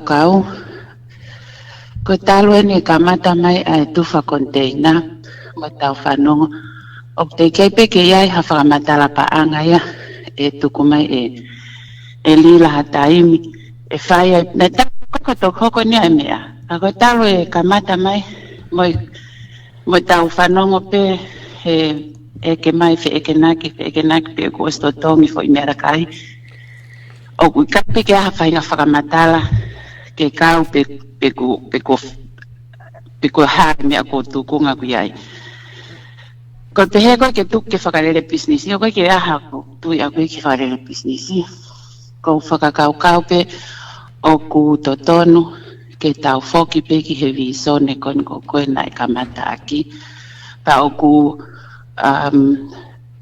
toton ke tau foki pe ki ai ko angai tui ako pe fai ai pe mo tokoni langa mo fanki tokoni ko fai ki he kau taimi o ku kore mai me tonga ko whakakau ko ki he o mai ko ngai o container o ko tui au ki whakakau na pe he na ton ki o mai pe container ta pe ua i ha mahina ka ko ve te ki ko to fu container fiha pe tok fakamatala na o mai e fiha pe totonge fiha we ga ha fakamatala pa anga ya pa we ga ha lelei ka pa ne pe he ko lelei utana ka si ni o fakamatala mai o ka si o ku kare ke ata ki tu anga we ya ke hange ko tau viso ne ko no tau feinga ko ki ai pe ku tau feinga pe ne ngoi pe ko to ha ai fa hinga mia te tau feinga ki ai ka ku fai os mahino ku fai more o ku te ke pe ko pa ta pe ko panga ta afe pe ko panga fi ka ku fai fi halat pe o ku la vea nga Lotu o ku tau hangolau e toki mahino pe amui ka ko anga tau sio o ku Igilo pe te fefe ka ko tu kon ko ai po pe ki fai pe po ki nga we lo ki nga we au fi ma uia ki ta ofi fa ai business ka tau ai pe ai me agos ka por kare ke sia ai mo tau to kon pe ki masiva ko ia pe Lotu malo au pito e kau mai ki polokalama laine telefoni ne o ko ata o se minite nima me he honfulmata ha ke ito e tau ho wai ua o te mo o haa ki ai he pau pe ke tau lawa ko toa pe i he fiafini ia e tō taha i he laine malo i lelei malo i tau mau ki he fiafini whetu utaki en mei fe whetu utaki atu mui nui Australia kata ko ia malo tu mau whakaukau ko i pugu o si mahua he kai toi lawa ia tāna. Ko ia. Pea ko anga foki o lavea pe ko matai para. Ko ne asi ko ki tua e lava rewa fai to'o matai para pa fai ngofua no fai to'o. Ka ko lavea ko Lotu ko mea fai ngata he kai toi lava tangata ia fai to'o. Ko mea ia kupuri Lotu. Ko ia. Ko paro parema ko hoko. Ko inga ko lavea Lotu ia ka kai to'o la. Ko tu tawataina rewa se ilonia, tu tawataina rewa mo tirila. Ko e whehui rewa, pa anga whewe rewa kakai. Ko ni ko lavea hona Lotu. E toi whakarerei whewe nai kakai ko ia. Nau fanongo he si lavea ke tangatai ke ne nai. E pokalama, peko pokalama ne awhina e pehe tangatai. Ka ke ne toi iloi peko ha ene tari e whai ke ne ki sapta peko ne ki kulupu e. Ko tau whakaukau rewa. Ko whakanonoa rewa whakaukau ia e kakai koe. Tēnau toe tau wakana ki whee kakai koe. Sai, koe tokoni koe ke masiva. Koe mea ia na e tonu ke whai he tau kau whakafofonga koe na e tonu ke huki wharea rea. He koe kakai ia na e whiria, a kau whakafofonga koe na e whiria te kakai ke o whai ho tau reo ki e wharea rea. Ke whai ai e polokalama koe ia ke tokoni me ke masiva. Ia taimi koe akirisi. Na kai ke pe mai akirisi ke kakai, ke to'o mai ho na au kato. Na alo akirisi o fuhu, e fai ke kau masiva, ke pure anga ke tokoni mai ko hinga, ko e tuku hau ko e kakai, ke aonga nau tuku hau. Ko hili pe koe malolo tangata e ki tape moia, hau rewa kau kakai e koe ni, o feinga mai ke nau te ala pe nau tole masiva, o a au pe me kato masiva. Ko mea ku hoko koe aho ni, kua ue sia pehe masiva, ai masiva. Whewhe rewa pureanga, mōstia rewa ki ai ko hame hoko e pureanga. Whai te iri hare pureanga e nau kai, ko inga hau kai ke tokanga te kau whafofonga. Nai whire kau whafofonga ke nau o whai ho taure oki i Lotu ki ke pureanga. Ke tokoni ke masiva. Kai rewa koe ke tau whaha tau, ke ate tau Lotu ke kau whafofonga, kai ke whai kau whafofonga nau whatongia. kai rewa pule anga pe tata pule anga ia me kapangako pe ko e tuku hau ko kakai kai na te tokanga mai na to ko hinga ko vai faka e tokon pe ko vai faka e fuhu ata fafofonga ko hinga ke ngi tauto kai masiwa ha rewa falukunga kakai ko na hoko pa parema to ya la pe kakai ko ni me kato pe masiwa ke to e fetongi ake masiwa ke to tongi ake masiwa sai fanongo re ke polokalama na pe e tidila te tu fate tikite pe ai pau ke fiha na Australian fiha New Zealand ke tokonya ta Australian mo New Zealand na kai fenya kai ko na more i America o kai le ke fea le vai ke loto ka ai ko uhinga le la vea loto ka kai ko matai pa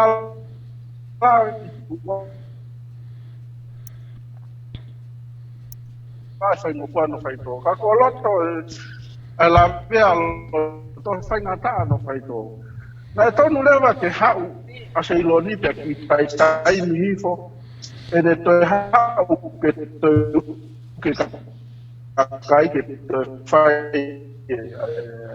fakamatala ko nga ko la vea loto ta kai na to ke o mai ai taimi pe fakaukau pe ko ki panga peta ko fula mano na more ko la vea ko loto ka kai ko fere va masiva to tang pe masiva fere va pulanga tai ko ke tau toka ai pe fu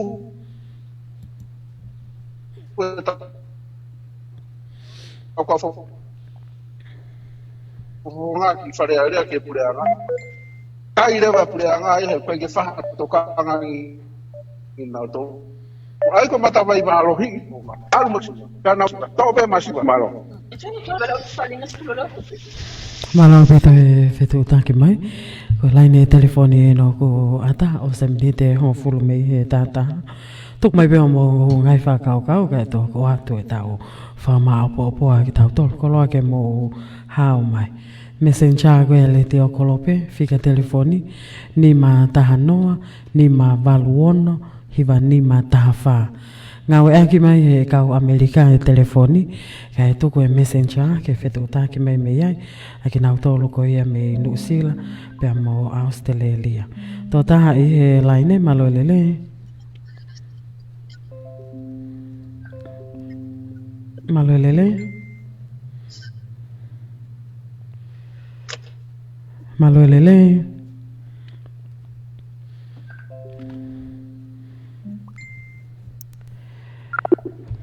motu hia mai he line ko ia to taha i he line malo lelei mata mau ke fia fini ko ia fetu taki en mei fe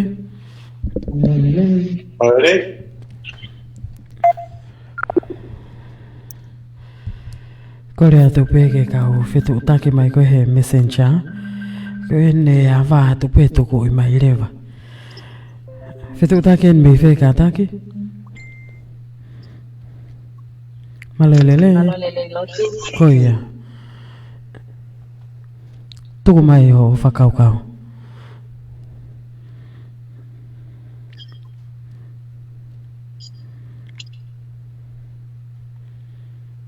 Lotu. Tuku mai ho fakau Lotu. Kwawen. Lotu. Kwawen. Itu targeted main sila. Koya. Tuku mai. Koku lave koku fetita que tu fel feta. Fica a cabeina ko Pea mahalo ku tau o simea ipe o whakatau mo ngaini tau. Tau sio ne makataki taimi.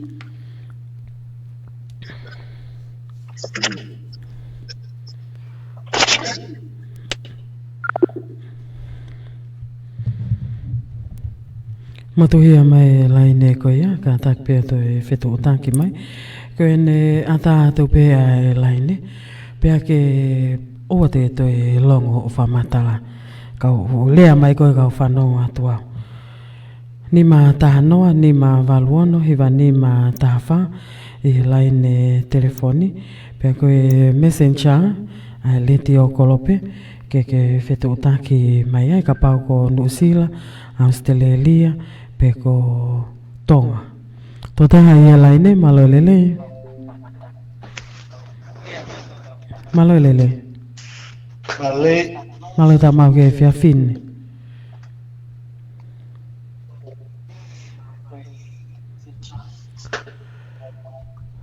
Malo lelei. Lelei. Ia, fetu taken mei fe. Lelei. Lotu. Kawen. Malei. Koia. Tuk maho whakaukau. Malo tamai fifin. Malo. Lotu. Ia, hoko atu. Owa te fanongo koe ki ho Facebook a. Fanongo mai pe koe he telefoni ka te au. Ia, katako ni hen.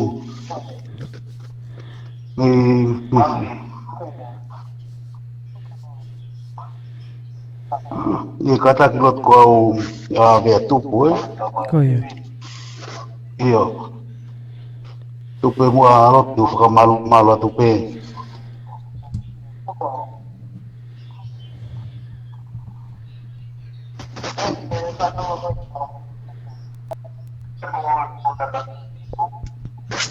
Mata pule. Ia. Owa te koe ki ha telefoni Facebook a ia tawhaaki. Hete ke e ua rewa e mea o ke whanongi ai. Tala noa mai pe koe he telefoni ka te au.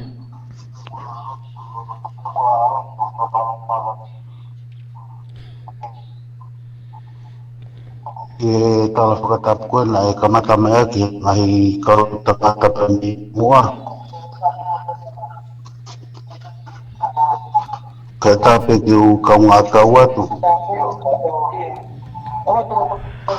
Ki u kaunga kau atu ki he polokalama.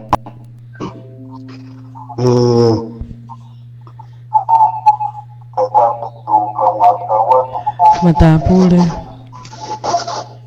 Kataki o tamate i atu ho o reti o. Ke toki whanongo pe koe ki ai anai. Ka ke rea mai koe he telefoni.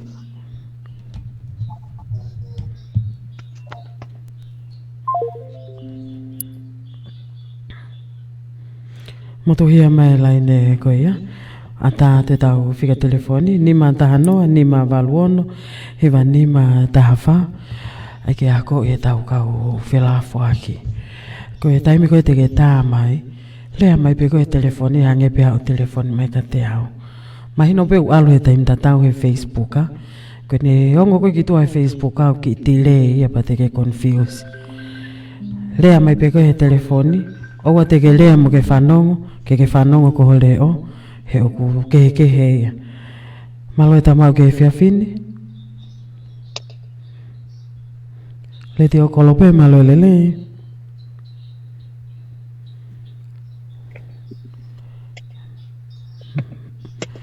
Malo e lelei.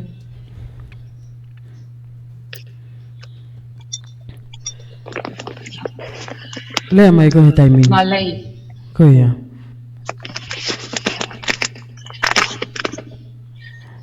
Lea mai ko he taimi. Ko eku atu pe eku ki input yo whakatatau pa mo tau kawenga koe aho ni. Koia. Mo uhinga koe e tau mavahe ua. Ai aku tau osi fanongo lo ua pe ki hongo tafa aki. Pe au osi mahino ngo fua mai pe koe uhinga ai palopalema koe ta e whai totono. Koe tau mu ai koe tau kawenga koe ai patoa. Po pau ke ataki tu ai ngahi mea kotoa pe. Whatatau pa mo fakamatala e whiwhine koe na ki mua ke ngahi mea fakamatala paanga. Te tau sio ai ke ngahi mata vai vai na anehangai o kamata ke holoki ai ngahi palopalema ko ini. Oku mahalo oku pehe he kawalahi koe ngahi palopalema ko ini. Palopalema pe ia a Sharon ta pehe ki a tilila. Ka te pehe au he anga e kupakai. Koe palopalema koe ni faka katoa ai globalo. He oku include ai kakai kau ngowe, kau investa, ka moi toko lai. Pea ko tau o si fanongo pe ki hanga hano pā usi I, mono whakai hawai, ai feinga ne ka matai palopale mako I. Tau whie mau ia ke o te tau toi hanga I tau tono bari pautai, ke ai ke hina. Oku o si mahino pe black and white, there is no gray area there. Ko mea oku whie mau, ko ha ai te whitoi mo oni mo ka veinga o tau malanga I he taimi ko toa pe. Ai ngā ue ke ata ki tua, pa ke tau I ai whaihala. Neongo pe koe ha whahinga lelei o ha taha, o ni whakahoko, I ngā ue o tau whahoko. Ka totonu koe tau sio pe koe ha taha o ku male pa me te whitoi mo oni koia o ku tau hanga o tau kawe I he patoa. O whie mau ke whakalelei. Ka paulewa ugaha taimi ko tuku atu ke whakalelei I ka ku I kai ke lava o whakalelei. Te aku tatonu ke let go. You know, ka toa ai ni ihi koe ni oi kau pou mo ngai ngau o tau whahoko. Kono moni, aku mau tangi he mea koe ni o koko. He mau ofa he tau ngai ngau e ko toa pe, ka maai ngai project o lava whahoko ki mua. Ke kia hataha ia e amanaki, pe loto, ki hoko a whainga palo pale ma piheni, I ngau e o lava ki tau whahoko. Ko ki mau tolu, mo ki nau tolu, mahau tau ilope, o ki tau ofa he ngau e, ko I'm sure na tau tangi ai taha ko toa pe. Kai ke tau loto ke tau whisi ai palo pale, kai ke tau loto tato ki hoko ai whainga mea koe ni. Ka oku hoko, ko taimi ko hoko ai palo pale, ma we need to fix it. What are we going to do about it? We're not just going to let it go like that. Oku totonu ke tau whakotutu hanga I whaunga ke solova ake fo I palo pale ma. Ke ko hono hoka I fo I hanga tamaki ke pā. Kai sai, kai lava ke hoka te ngawe. Tau ilo I peheanga I ngai whimamiliaki mo ngai talanoa, I hongo tau whaaki, o tau fanongo ki ai. Ko uhinga I palo pale ma ko ni ko ta e whai totonu, kai ke ata ki tua ai ngawe. Ai tau pehe ko palo pale mai. Ko halewa no whakalelei I, ko ena ne o si pehe e saloni, ne o si whaiha feinga ke whaiha no whakalelei. Tako ene kai ke lava ke whakalelei I, o ni whakakaukau o pehe e toi kovi ange kono uhinga ia na whaia mavahe. Very understandable ai mea koe koe hoko. Ka oktotonu ke tau hanga o mai ai ka veinga koe ai patoa, tu I loto pa ke tau whai a kono whakamau I ai mea koe hoko. Ka oa te tau poto hono malanga I ke ka Kaekehe. E taimi ko hoko mai ai mea ki ho tau loto whare. Pe tau to'o e tau tole ngahi ka veinga mono he lalo mohenga. No, o whie mau ke o mai ngahi ka veinga koe o patoa tu I loto, a whai hono whai whakamau ia ki tau tole. He kei te hanga ea o tuku aki I hataha. Ka mahalo ko o si crystal clear pe anga e tau sio ki mea koe no koko. To'o mai, ta e whai totonu. O mai tuku I loto. Ko hai o ta e whai totonu he tau sio ki ai. Ko hai o kai ke ata ki tua ai ngā ue. I mea koe no hoko. Teu pehe koe fo I ki ia pe koe. Pe koe ta teu pehe pe koe palo pale ma anga ia o mavahe ua o e taimi ni. Ta e whai totonu, mo I kai ke ata ki tua ai ngā ue. Ko ia pe lotu koe anga pe ai ki I tokoni mo tātolo aki atu ki he tau polokalama le pio I ahoni. Malo apito no whai tau whatongia o whatue. O whātu malo pita koe whitu tankia pe me Nusila. Laine telefoni e no ku ata. Ni ma taha noa, ni ma valuono. Hiwa ni ma taha wha. Pe koe Facebook a koe ai leti o kolope. Tuku mai ho o whakaukau. Tau hau ko toa pe tau tolo e pōni. Pe haka pau kai ki lava tuku mai ho whakaukau e pōni. O koe pe mea koe toi ho kata pongpongi. Pea whamalot kai ki mō tolu koe aku o mai e ngahi whakaukau ko toa pe kau hia ketau inasi ai I he whiawhini tō taha I he laine malo lelei. Malei. Ole ta mau ke fia fini, fetu ta gen me. Fetu ta ke me sene.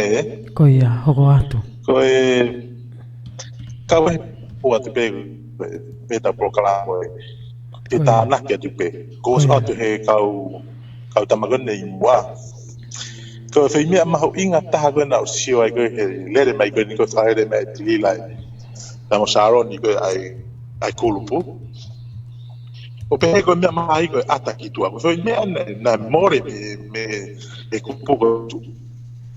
Lelei. Anda di ai pe polokalama ko ni go. Ati la ene fakamatala ko ha pangana almi se me ki fe mo pangana almi ki he ka ke ia ha fakamatala pa anga ta ke tuang me ke sio ka muy ka falala anga pe tu ye ka ke me ko kale ko pe ko me na mata vai la ya tai no falere mai ko kulupu pe kana ka mo be foga sio ko ni pe agon ko i tonga mga tokon i gon kelang afara i tonga kana ukau mau pensio ai ako tan ko fa ko concept i go osi go ai tai ko tanak bang ko concept go osi go ai lang afara ko ya ko me fa go no fota nak tan ko guya go ngai pa anga ma ngai se ni ti go ngai tan ha ya tanak i computer te to khanga pa box chat i le go ai check go ka ko ya Kamanda ita tila ya malu ko hanga post at ko ai la to lo ko amani be hanga tila block out me kulupu ko ya kana uframu o sio be bana ufam follow be kia Sharon dan to ke mavahe ko tonu be ke mavahe ko ya nga ko sio ko kamata ke mavahe atila ya be me ago ko na to tonu ko ke tu mo ai to tonu ko be to tonu be ke review or reminder ma be ai ko ha nga hi te kito itu ko ai patoa ko ataki tua mo vahe tau o fa ke masiva nga me do tan ke review fra manatu ma pe panaya ko foi me tan na fa toanga i ko ave ko ka ko fa ka loki ko fa o pe ko loki misin na ke ka ki sa ia no pe no fe ma be na ufram pe ke tuang pe ka wa me tan no tuang me pe ke tan no pe i loto pe ko lo ke sio ko to ka ko ataki tua pe ta me te fe ma ke te fra poli avec loki misin no tan no ai mo ha ko kita na ke tu pe na floro fakamatala ko ta na ke ko ime ma inga ta lo to tonu ke ta mana tu ko ataki tua ko foi me ai ma inga ko ya ka we pa anga al me fe ko sio ka kai ka fakamatala pa anga ko me te hanga o mai ai falala ka kai kita ko ya ma ko ya pe kito ko ne ma lo e fetu ta mai laine telefoni no ko ata messenger le tio kolope ni ma tahano ni ma valuono hiva ni ma tahafa kapau ko ke fie ka mai ke polokalama o mai ho fa kau mo ne o pite ngai fa kau ko ya ku tuku mai i fia fini ai lave to ta ki mo ke structure ke follow wai pe neongo pe ko tilila pe ko share no taki pe ko ta fo o ko hak o ton pe ke na fo ko to pe ai ko e no i ke structure ke follow wai tau si o ta to ria o ilo e fihala ke preanga ke tau si o ta to lo to fare o ilo e ngai fihala ki ai pe e taim ta tau ko lave mata pule ko na tok tuku mai o ku fema we ataki tu ako ngai fa ika ve ko la e tau tu fa politika le ko ni fa te mo kalati fema ke ka we ataki tu pia mo vai tau laine telefoni na o ko ata pauna ke fitu ta ki mai o ko PC i telefoni ko ya to ta lo tonga ata pe ke ta mai i taimi tuku mai o ko ha o fehu o ke firma o ke fama ala ka pa o ko ke pehe wai ha o popo o ko ata pe ke tuku mai pe ko fama lo at ke motor ko to pe ke ngai fa kau ko ya mo o mai ke tau fela fa ke fia fini ke to ko ni pe ke langa ngawe ko ya o ko fa ko ya ko fama lo at ke motor ko ya ko ta ki mai tu ga tau ki foi fas he koe kia line telefoni taimi au ki break e pe mo au patau to ko ko ke tuku mai fa ma wa te ko no to ko to ai fa ka ka ko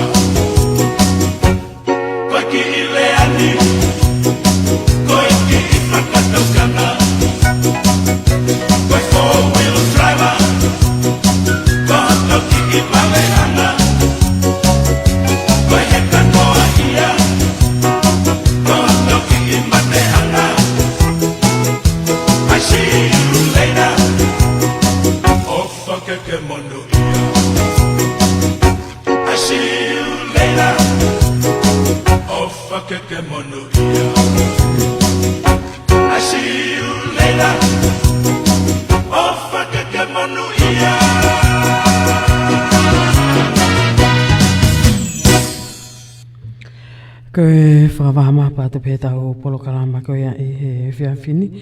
Tuku he ketau feinga ki a Sharon. Ke hu mai peo mai a tāri. Koe hae ne whakaukau ke ngahi telefoni koe ni ko muaki mai he tau polokalama. Pea kahiri pe ia, pe tau toi hoko atu. O toi mini te uawalu toi hau ai taha moe konga. Sharon? Malo e tau mau ki whiawhini pia malo e ngau e. Kataki pe ka ke koutui pe na ke fanongo mai pe ki polokalama pia mai ngahi whehui. Ko oha ke me he kakai o e whonoa. Koe ha o tāri ke ngahi whehui koe ia.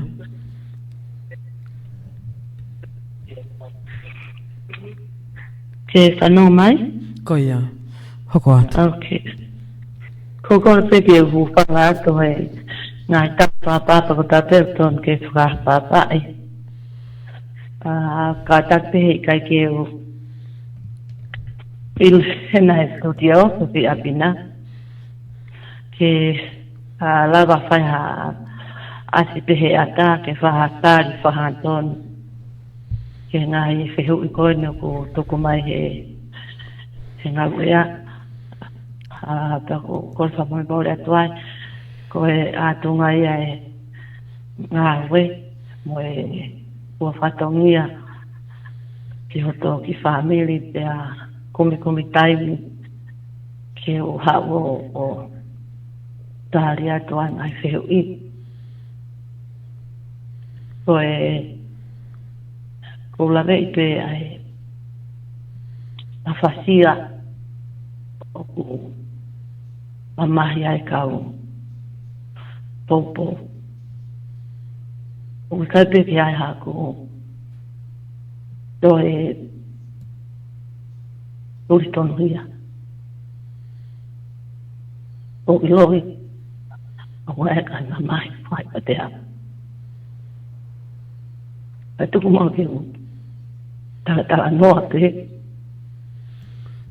o alo pe aho o kongo ia na whasia ngahi me mipa o kutuku mai ki hoko ma nge pe oko e tau whalawe e tala noa e tau polokalama ko au na o nofo tahape i he polokalama o e langa pa he fotutu mo structure ko na e whai aki e fotu ngā we o kuia ia e treasure pe koe tau paanga aia ko lelei ufi ianga koe no i langa nā ku fola mea kotoa ke mea ke ai kaparesteni mea ke ai donors o ki nau tōru whapena e ala nima ahi taimi koe nau ma wai koe anga hai tā koe me tōnga pauna mo experience ngai loi mata o tā mata te amu ta mo ka investor ku na te ku taka me ka au o tu te mo mai no na feel fa ta na pai na ko feinga huelita eu lava que ta no mo tilila au ki ahun o te kia pe ki tali lila na ta tala no Pero no fo whakau. Koe haa ana tolowa ki ai parparema koe ni. E ko alo pe ki lahi, ka whatoa ngai, e whainga lau marie o kui kai lelei. Ko au ka kuonga, to ka taimi une loto ke ne. Hange kune hanga iau ure i pe o koe ke toi ai ha whakarea mai ka te au o ku hau pe o ne toa te slini kone alanga ia hau ka taimi kua ne toi toa pe mo mau kau e tini e iloka ki mo tolo ka fanongo. A oi o ko mawhasia mai. Ka kai pono fitu taka ta kau. E te gai pe ke u hanga awa shea ini. A te u shea tuene pone. E kuno whape au wha. Whakau ko hahu solution e press aka tilila e ko motor ona mo la veia tilila ka ia she's very stubborn rakita na ka te au oh mai complain me tonga ko e ki kai tatongi o we Nā kuhu awe o matara noa. Ko iloi o ku hapa na structure o whamaketi. Nā ku hanglewa ki ai ai whakaukau koe.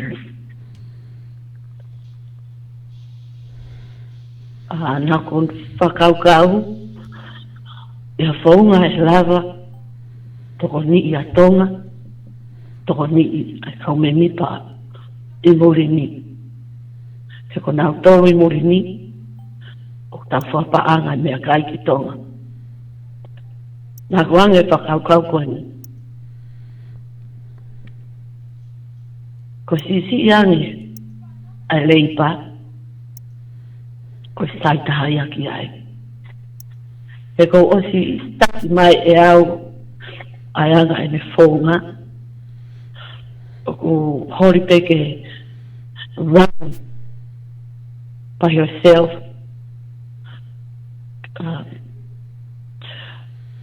Ai koe ta wau kia taimi. Kako ku ate whakaukau koe ku sia koe ke le aru takai horo. Pēo tahanki ai. Pau teke o mai ai container. Ta tonki ki hanga vai vai. Ki ha chapta ai wha pe nima. Tau taki wangi au. Kone tau mai pe container ki hen. Ta hau a chapta ave ni wangi au. Wangi au ko ia. Fo tau atu he chapta ko ia. Pa foki mai pese te nonoa, ka nau ki te whanoa. Toko ni e whanoa, a chapta. Foki mai o nonoa, ke totongi whakamore. I pese te o nonoa koe, o si lava lelei pe ke totongi whakamore. Kau tahi mua ke se hui kona e tangata na ni ai mane nai. Ke totongi, hamena reke wak totongi ke osi, a container. Ke lawe i he, ka au fanongo pe koe kakai, ko silinen e ka investa me au ave karila. E pay outi, a ka ungo weitonga. Pako ne toka mai koe, angowe o whatau hene. Pea to'o ai, a silingi whakamore koe, ai kau investa. Pakono mau weni, hatonga, hala investa. Pako, o ko mafasia, e na aku i loto, i mea koe ni. Pena fu hoko au pito. Pau na fo ohanga a sepe koe hae uhinga. Oku mato aki ligi mai pea pui container. Nima. He taimpeta. Osi ilo i lelei o flati marketi Amerikani. Ki mua tato ki whai mai koe mea koe ni. Nā maa whai ma e ma meeting e hoteli. Toto ni ho ke reo hau ki ai pana e no ki tahine. Toi no ke lau. Nā whaka amu ki aua nā whai ngā mō whaka business. Ta rewa ko lesi sita whaka lau. Ai pātoa hen. I taimi kou tau aroa ke lesi sita. Ka pau nā hoko palparema ko ni ku lesi sita. Ai pātoa. O tui paha ko wholonga e pokulae. A pikete. Ka pau e a uen ki ha. Ka taimi e step up mai kau investa. O nā whai ha whahinga lugo battle ke fu lau mano koni na nau contribute ke totongi e ngai container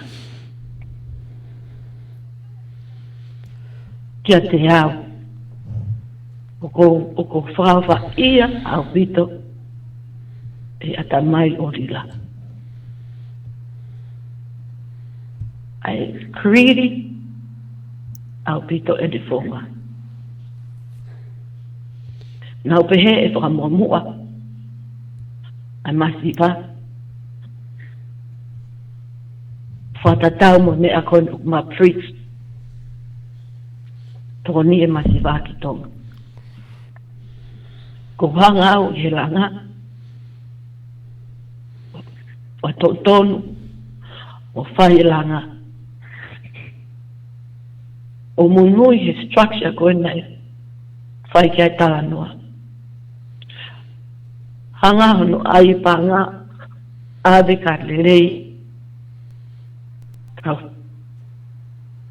The other side a project arila hala ke ilo ki ai hata. Ka ke ilo ki a lelei hala ke ilo e au. Ha whamatala paanga pe koe fine mahatua pe koa e kau investa mahatua investa hala ke nau ilo e nau tonu. Ha whamatala paanga eta. Pea u feinga koe ni ke uhanga pressure koe ni mea koe ni. Pea u pehe. E u lungue. Pa te hanga mau i a rewa. Ai kolopolo. Koe kuhanga i a pressure. Ki tau nofo ke whaito tonu. Pea whakamomua ka pau tau ofa ke masiva. Pea tau foki. O whai e mea totonu. Tau no whatu koe ni. Whata tau ke ne whamatala. O ko ne whai ai lulu. Pea ka pau e mau e silini ko nia. Pea whakamalo whakawhetai. Kia te totongi ai muua. Pea te ukore whamore more. Lewa kia te rila. Vea ni ko sio au ki mea whapolitikare. Neongo pe a mea whapaanga. Anai fu tipi ka te au mea whapolitikare. Na mau meetingi. Pea wongoi, ko lau maari e kovi, whai ake e mau. Whataha, e kono ale ai, e mau teke pātuala. Pena wongoi te pe e au, e fwoi aha ko ia. Aho no pressure ko oku. Hange hano, whakamusia ai au. Ke ua te have a choice. Oh, I let it go.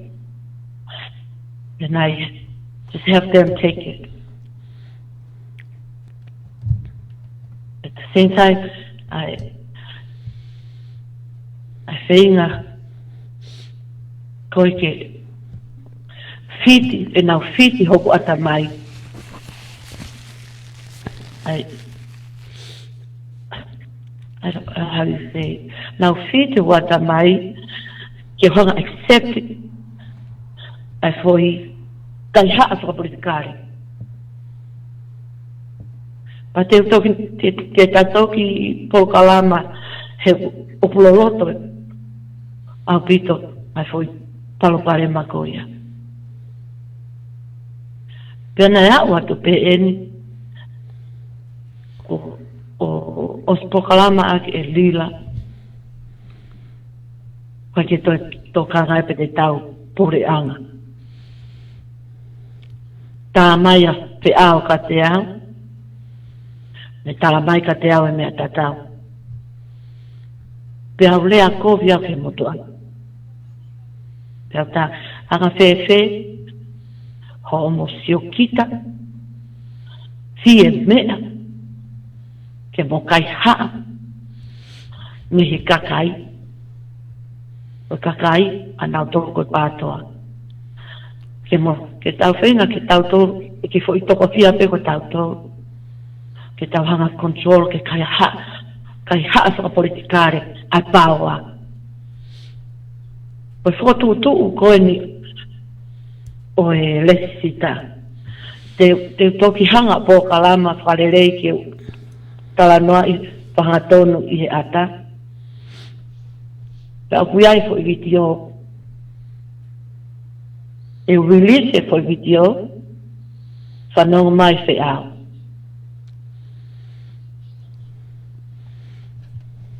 Ona mo whakaukau, te mo whaiha, don't make any move. Whafoki pe mea a pātoa, ki kakai. O kukai ki tau entitled, ai ki fo i komiti te koe ni na ai ki tau kaya asi, ai pātoa. Mako o stala noa ki wawau, e nau mavahe,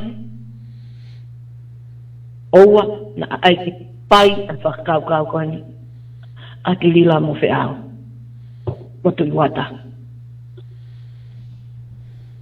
Ko mea ia o mahi au piko ai hoku lau maari. E nai whai en, e lau maari e, ko they're trying to control I kau kataki, hange hold hostage koe ha kakai, a feinga koe ni na e tuku mai. A ene pēr ku mo siok iai, o ku whaonga i koe e tirila. Hori ke a pai te taha kotoa pe, iai.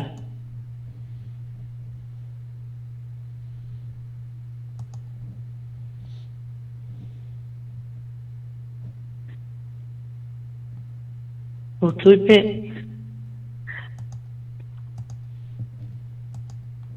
o mea koe nina te tonpe ke hoko. Ka koe ke u ila haupe koe ku mau ai loto lahi koe ni. Mei se ke u hanga mau ka lava ke ta ofi ai paunga kākā o pamanaki ke whakahoko i he foi tapaki wha politikare.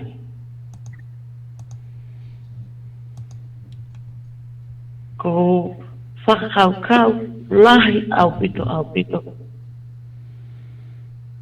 ki he whahinga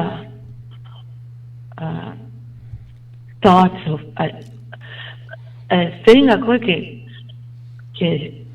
the power. She wanted to hold the power, and she actually said to me, her husband advised her to limit power from everybody.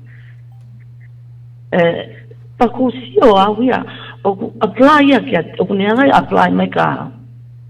We're no longer co-founder. Me feinga peia ke make the choice without any kind of conversation with me. Feinga pe tala noa aki. O ne pehepe ana ke la ita ke kau investa. Koe tolongia investa ko ya. Koe kau investa e ni koe o kunau tangi ngai ka te au. O kai ke yo I pe ko.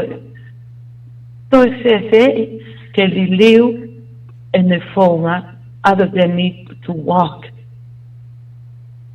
Ke kai ke align ai fonga ngā ue ko ulere aki.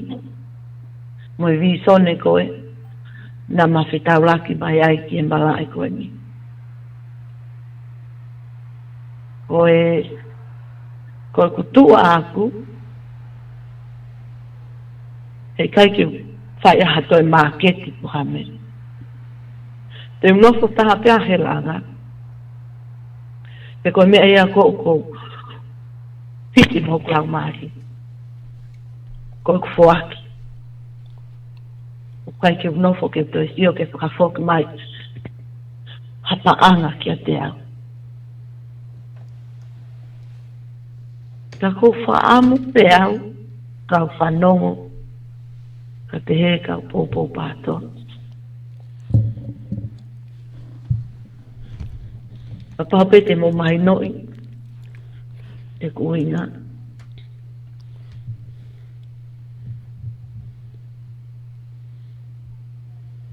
Koe, hangeha hanga kono, whakahau whiaka kakai me remu. Toko lahi e mele mo. Nā whaamu e lawa ke sio a kakai koe ni oku. Nau complain e koe pete koe ke rupa koe tau whia mai ka te au koe. Ka au ki aho ua tolu o tise ma. Koe choa ia e tau laini a kai ke pahoko e tilila ai totongi kau investa e tokoni whakalao ke kau investa ka kuai ma palani ka au ke hawa tolu o kui kai ke totongi ai i kau ngou e a kakai tonga ke feinga ke kore ki tau tolu ke tau tokoni ai kakai koe ni ai kau ngowe ka ofa pe e ai hasilini e totongi e lila matatau pa mo ene lulu pa mo ene palani kona au kune tuku mai o kai ke aha haku loto e hia ia lila ko whaam te au whanau mā lila wa tontonu mua e ne whonga ia ai mua e ma ofa ke mo oni ke masiva i tonga pa mo mua kakai ka tuku ho maua ai wa fra mo mua maua ka sapa kakai fa amuia ko tuku atu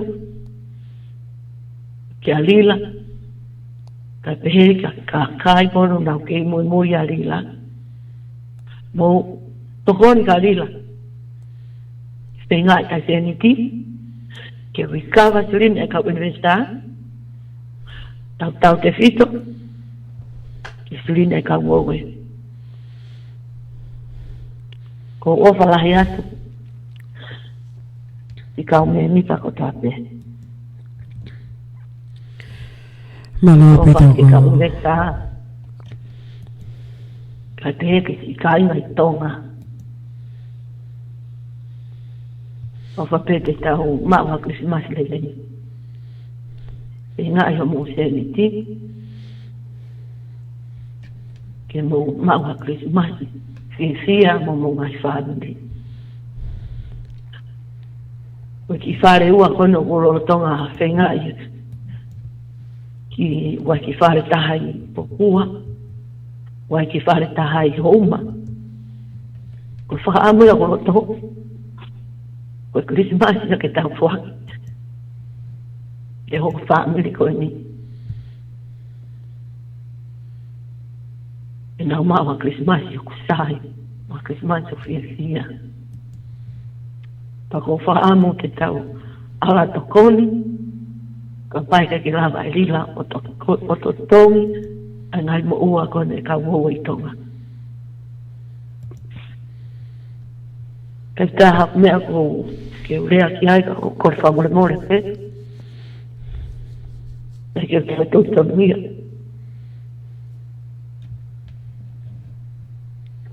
Ako expect ke awa.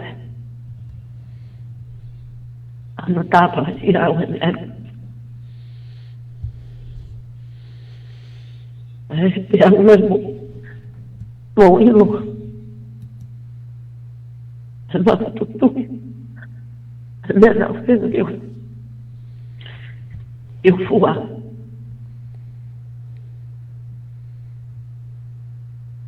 O kosa murmura. Kau me mipa.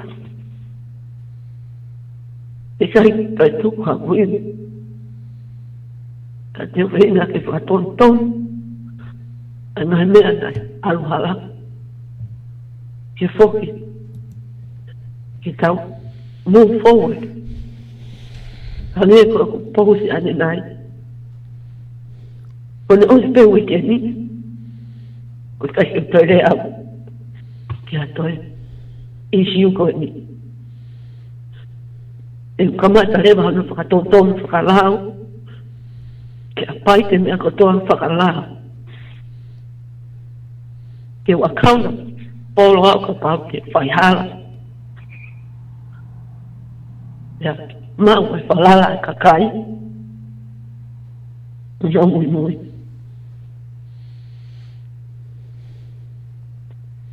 Pa te ma whola mea ko ta peke mōsio.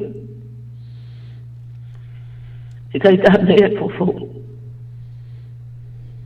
Ko ma au pepa ne ose palparema ko ni.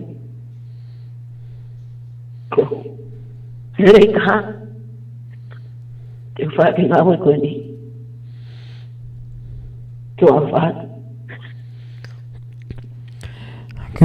Sharon Minna ia no tuku mai e fakamatala Kaekehe ketau mea kotoa peki ai.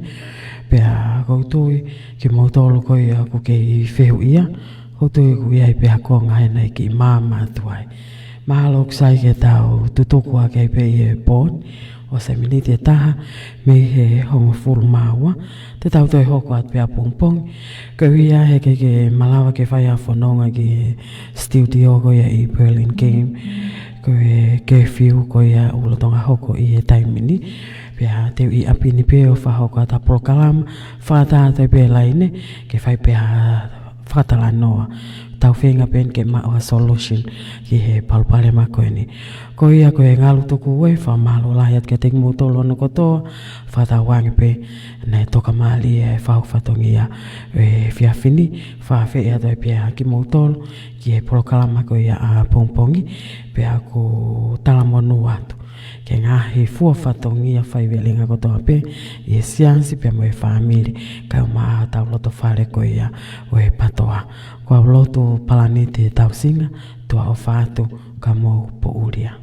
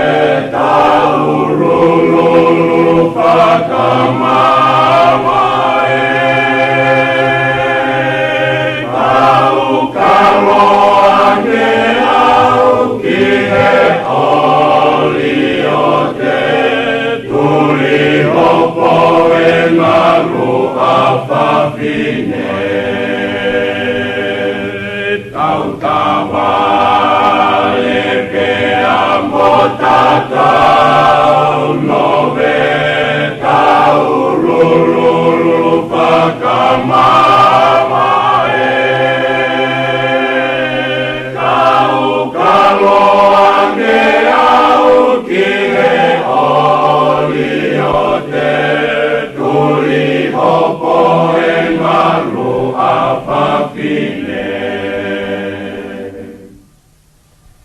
Ta